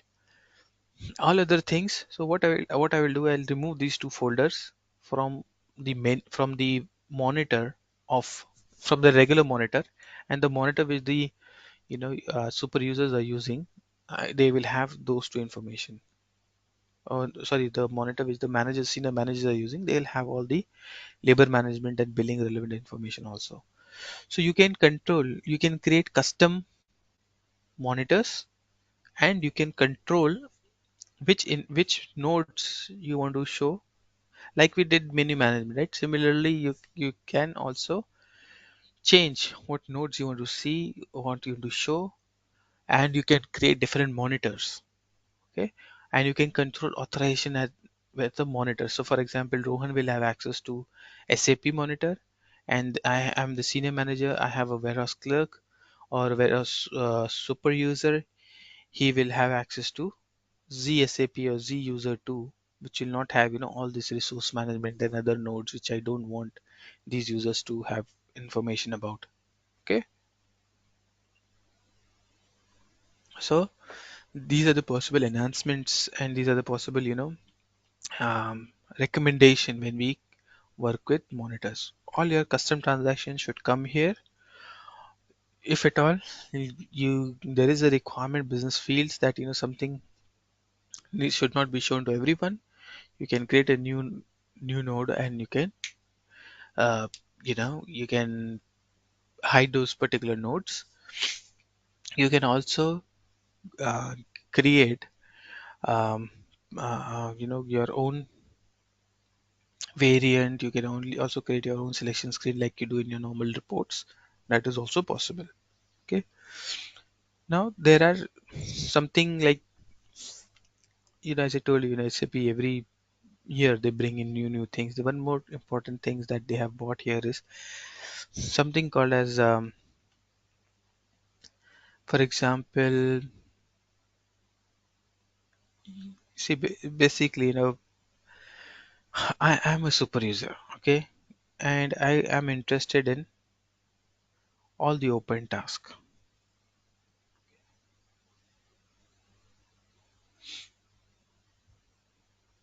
Come here, I'll say show me all the open tasks for today. This is my workload for today. Okay, now you can see I have to go to a node, give selection screen, the output will come. I have a layout. I have saved the layout. I see the information. So every time I have to come here and give my selection, or same thing. I'm also interested in I have two requirements. At the end of the day, I'm interested in all the confirmed tasks that happened that day. So I have two requirements. Same node, always I have to change my selection all the time, right? So can we make it simple for that user? So there is something called as, if you right click this, create variant node. Okay, so create variant node. See, you can also hide nodes. It is user specific, user level. Okay, if you don't want to see any information, you hide it. It will only be applicable for you. Generally, all the data is refreshed. If you set this up, it will be automatic refreshed. But if you want to set your own refresh rate, you can do it here.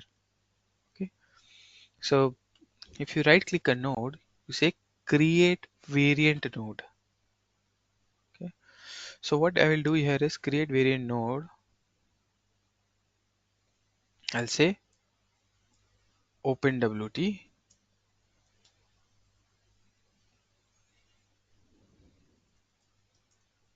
open warehouse task.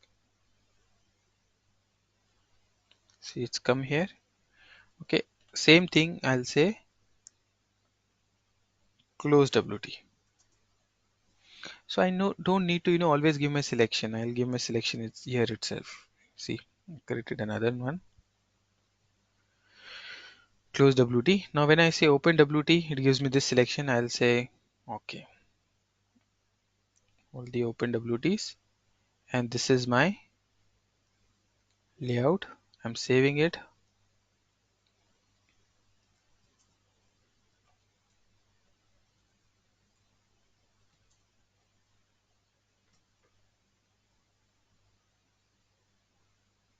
Okay, and now execute it. Now here I will say assign selection variant without showing selection screen. Which one? Open WT. Now let me go to another node. Now let's say I'm browsing early morning. I just come here. I just click this. I get my information. I click this. I get my close data information. Okay. Same way I'll select. I'll create the. I'll put the date. Today's date, and I'll create a variant. But variant so that you can only see today's close task.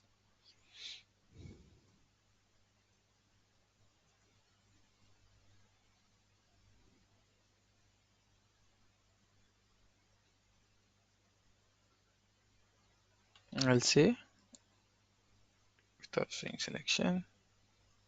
Close WT. I click this. Get the information. I click this. I get this information. I don't need to do anything. You all might be aware of changing the layout and subtotal and everything. They are also there like normal reporting things. So you can create your own specific tailor nodes. Yeah. If you want to execute this in a batch, sometimes you want to this data will run will take a lot of time. Okay. So you can run it in a batch job and you can say create a spool. So it will create a spool and that spool you can download and you can access. Okay, sometimes your data will generate a lot of information. Okay, so you can also generate a badge job for that. So these variant nodes are also very useful for users. Okay, it helps them to personalize this based on their requirement. So this transaction we'll be using a lot, right from our inbound, outbound, mass, outbound delivery, master data, everywhere we'll be using this. Okay, so what I want you to do is go through this transaction and understand it in more detail. Just browse through it, see what all information is there, make yourself comfortable. The most important thing I want you to do is more methods. Double click and see it goes to the detail screen. Okay, just whatever data we have for a warehouse so far, you can use that and browse the relevant information. So any questions, guys? Are we clear with warehouse monitor? Did you like this tool?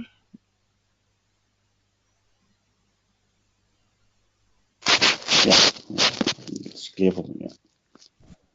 Yes, sir. Okay, good. All And it's right. an amazing. Yeah, Yeah, one definitely. question. Hmm.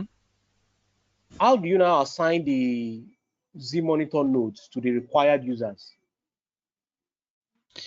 Okay. See, basically, when I come here, I see my node here, right? SAP. Hmm. So what you can do is, you can. So see, basically, when a user comes, there'll be different nodes. So this is a default node. Mhm. Okay.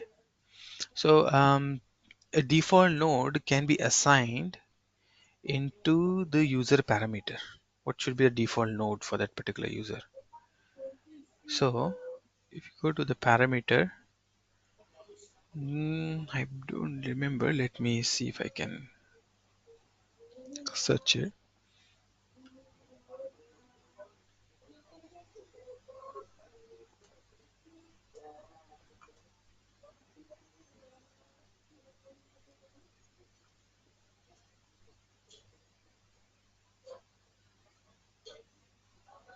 I think this is an not node. I mean, this is a monitor. Okay, not node. I should not be searching as for node. That's for monitor.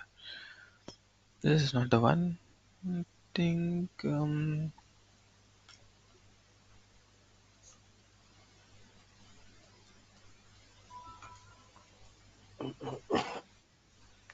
Yeah. So you can see you can assign this parameter ID for you, and that particular node, that particular monitor will be shown as your default monitor. Hmm. Okay. If it is ZSAP, it will show as ZSAP. Okay. So Yeah, we don't have any other nodes here for a monitor, and but yeah, we can create and we can assign that as the SAP as your default one. Okay, to this parameter.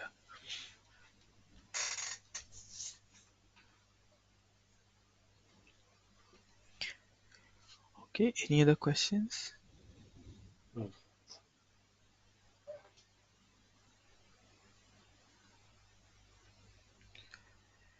Okay, then let me take you through other transactions which are there but not that user friendly, like monitor, but yeah, but they have a different purpose. For example, they were created for a different purpose, not used that much. There is a transaction called easy graphical framework. So this is a transaction where SAP initially thought of the, so now we are going to the slowly moving into the analytics of EWM. So here we had this,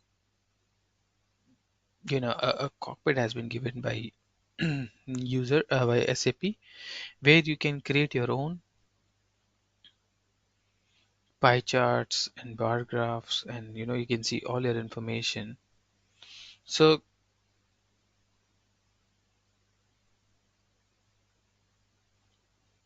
now if at all you want to see the capability of this, um, you can see some demo cockpits. SAP doesn't give anything out of the box. Okay, these are some, you know these are the some which are created by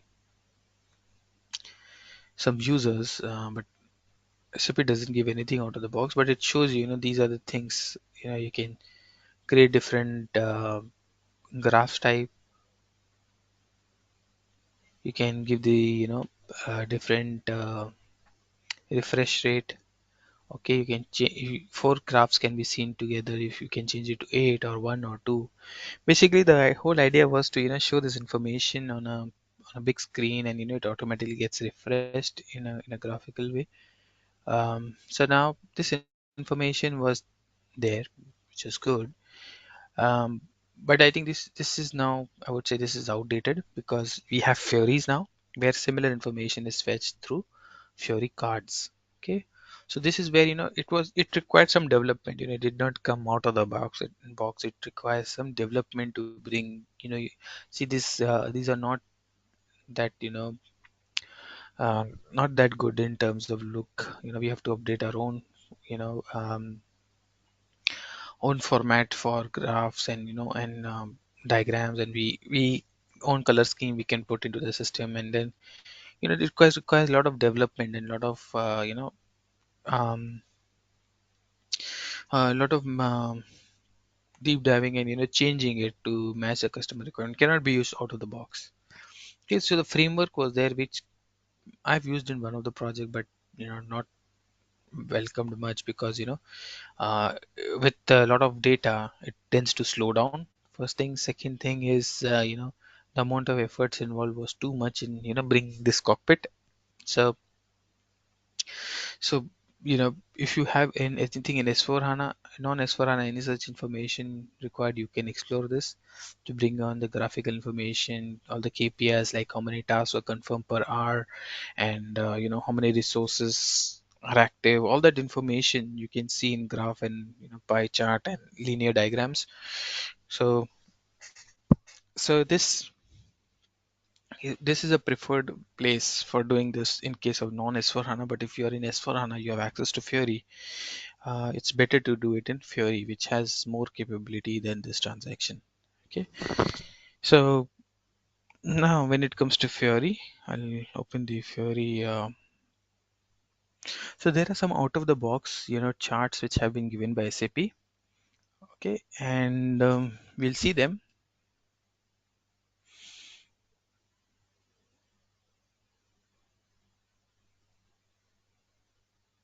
So whatever data we have executed so far, we will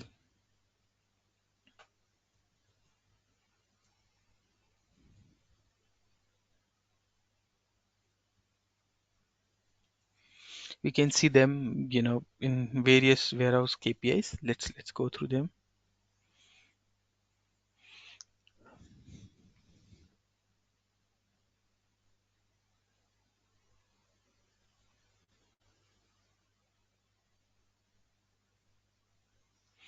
Okay, so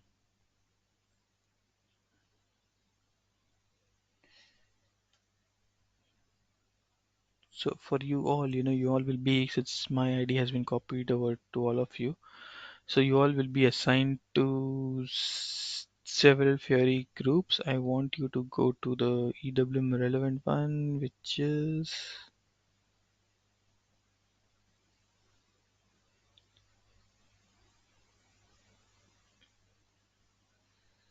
okay, there are some MM and SD flows also here. Yeah, warehouse processing EWM, yeah. Okay, here you'll find all EWM transactions, all EWM Fiori apps. So here we have, I'll be exploring, with you all the other apps, but for now, so see, we have seen warehouse monitor, which is more important. There is inbound delivery also, and see, even if you have test RF transaction also as a Fiori app given by SAP. Yeah, you have great inbound delivery. So all these transactions have been given as Fiori apps by SAP. Okay, so we will execute. Same transaction looks slightly different in Fiori apps. Okay, but it's basically the same. RFA is same there. Same way. I'm using like a PRDI. Also, you'll have a transaction. You can open that here. Like the Veros monitor. Yeah, for example, Veros monitor also looks the same. Yeah. So these transactions, if you're using S/4HANA, we will execute them using Fiori. So Fiori link, for all of you, it is saved on your. It's there in the worksheet also. Plus, it would be saved for you as a favorite. Okay. If not, then you can take it from our worksheet. I've pasted the Fiori link in the worksheet as well. So you get all these Fiori apps. So Fiori, there are two things. Find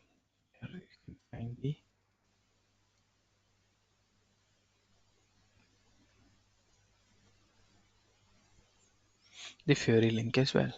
Okay. So Fiori, there are two things in EWM. Basically, there are transactions which are same like desktop, like monitor is same. Yeah. PRDI transaction is same, whereas RFUR transaction is same. So there is no point in going through them on the Fiori. They are same. You can, if you want, if you are into an S4HANA project, I would recommend you not to use GUI at all. Use Fiori as much as possible. But if they are same, doesn't matter. If you are using um, Fiori or the RF Fiori or the desktop SAP GUI.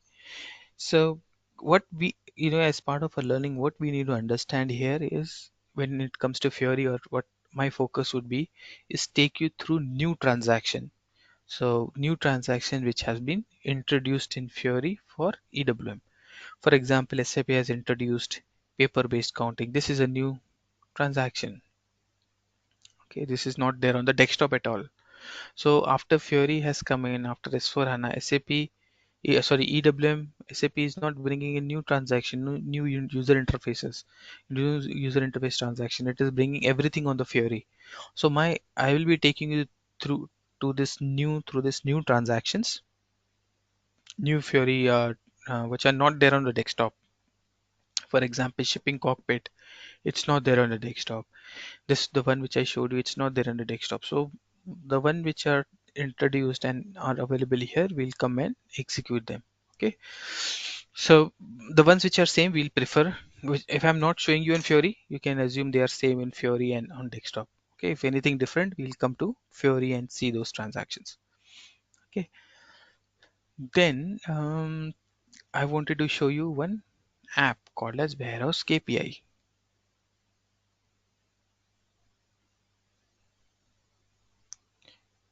So in this app, you have standard, KPIs which come out of the box. and you can use them right away. The warehouse super users can use them right away, put them on the big screens, and it will automatically get refreshed. So you can see this. Okay, let me see which warehouse is this.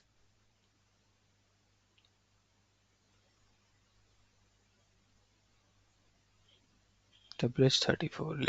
This is the last warehouse.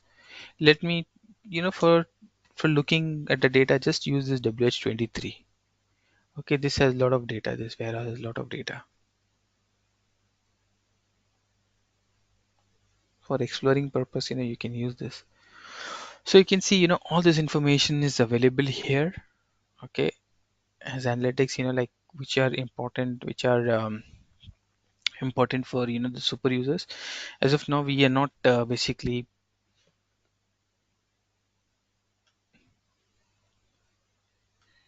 Okay, let me get some node out. Why there are no data? Let me change some filters here. Creation date of the warehouse. I'll not say today's creation date.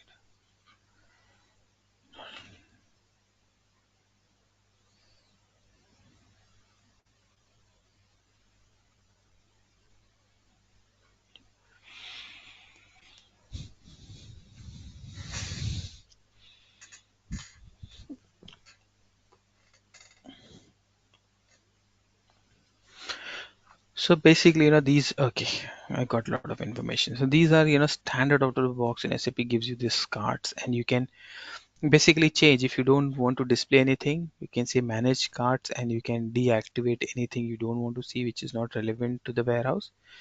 Okay, and the ones which you want to see, some of the ones are very important, and you can rearrange also. If you want to rearrange them here and there, you can rearrange. Okay, the way you want. So, for example, see how important it is, in a graphical ways. Something out of the box really help. If you want to see all the confirm orders the orders have been confirmed by queue. Okay, orders which have, now we haven't discussed waves, which haven't, with incomplete wave assignment, that have not been assigned to waves properly. How many orders are in which queue? How many are open, right? So give a quick glance to the supervisors, like how much work is pending in the work warehouse. Open urban deliveries with IGI. Now, date wise, how many are delivery items which have not been goods issued? Okay, how many orders are pending per customer? So this customer 25 orders are pending, 7 orders for the other customer. Number of put away tasks in which activity area, how many tasks are open, right? Number of OD items. So these are the GI dates on which, so gives you information on which date, how many goods issues were done.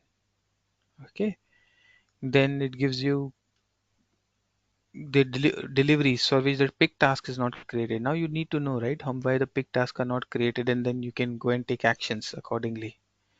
So you need to know, how many tasks by activity area, how many picking tasks, how many are pending in put away, how many are removal. So that way you can manage your resources, right? A 6 of you can go to GR area, 5 of you go to inbound area. You need to have quick glance of what is your workload, right? Then how many have been goods issued? Goods issue have been completed. How many are open so far? So you get all this information, open warehouse task in terms of hours, how many more than 8 hours, how many are open.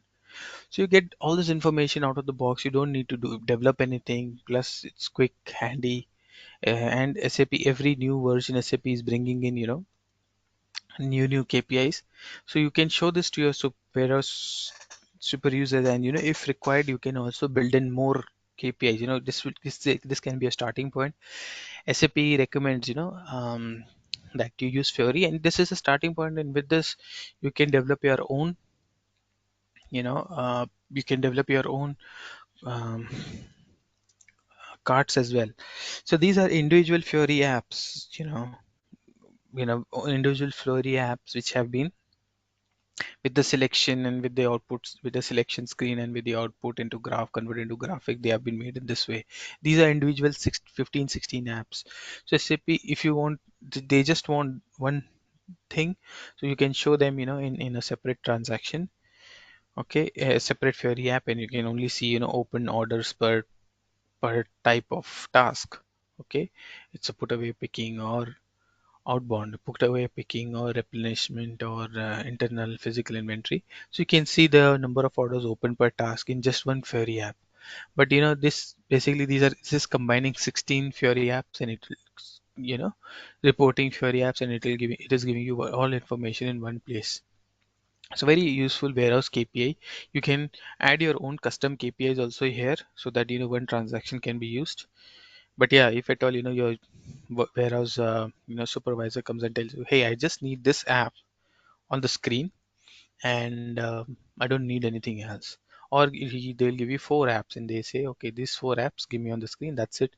So deactivate others, and only those 4 apps you can show on the screen. So most of the time, this information has to be shown on the big television screen, and it should get auto refreshed. So you use this KPI app and change according to your need. Okay, so what I want you to do is just browse through this. Okay, at some places, some of these like will give you depends on the Fury app, right? Some of this will give you an option to go and drill down, and you can see what are the open putaway tasks, open putaway orders. For example, this information I got by double clicking, I can get here all the information, and I can go and confirm, cancel, and whatever I want to do, I can do it here. Okay, so at some places you will have an option to drill down further as well. So do go through this transaction WH23 warehouse, and you can see all the data for that warehouse. So these are the standard KPIs. Since you're new to warehouse management, at least see what SAP recommends based on their experience. What KPIs normal warehouse management users are um, normal warehouse management users are using. So that will give you good insight of what kind of KPIs can come as a requirement from your customers. Okay. So any questions on warehouse KPI Fury apps, guys? Before we end for today, we have almost reached our end time for today.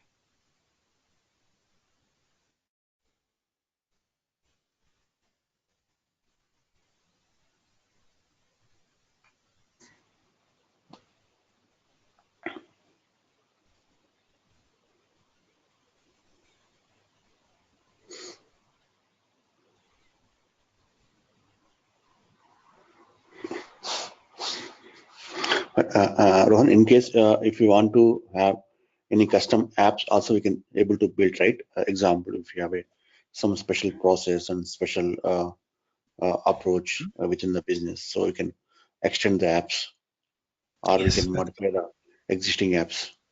yeah. With technical teams help, you can do that if you want to change any existing or build a new one. Yes, it is possible.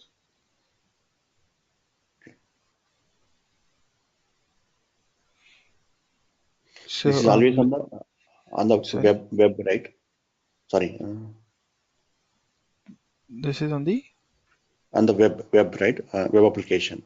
yeah. This is Fury apps. Yeah, this is on the web.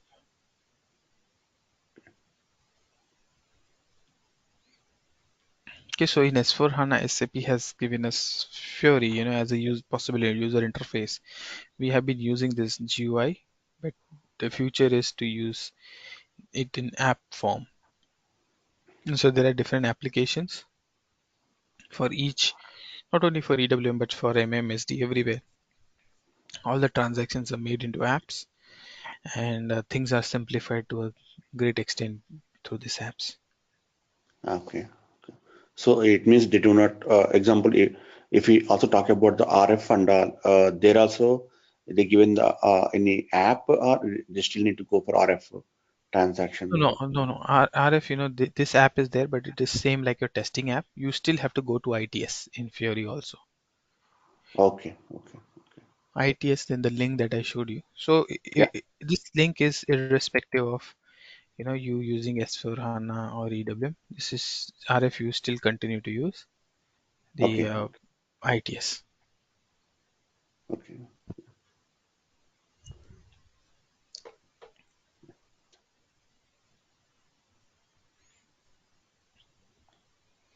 Okay. But Anything but else? at the end, whatever we request in the app, in the backend, it triggers the transaction only, right? Same That's thing, the same thing. same thing. It's just a different user interface. Yeah, got it.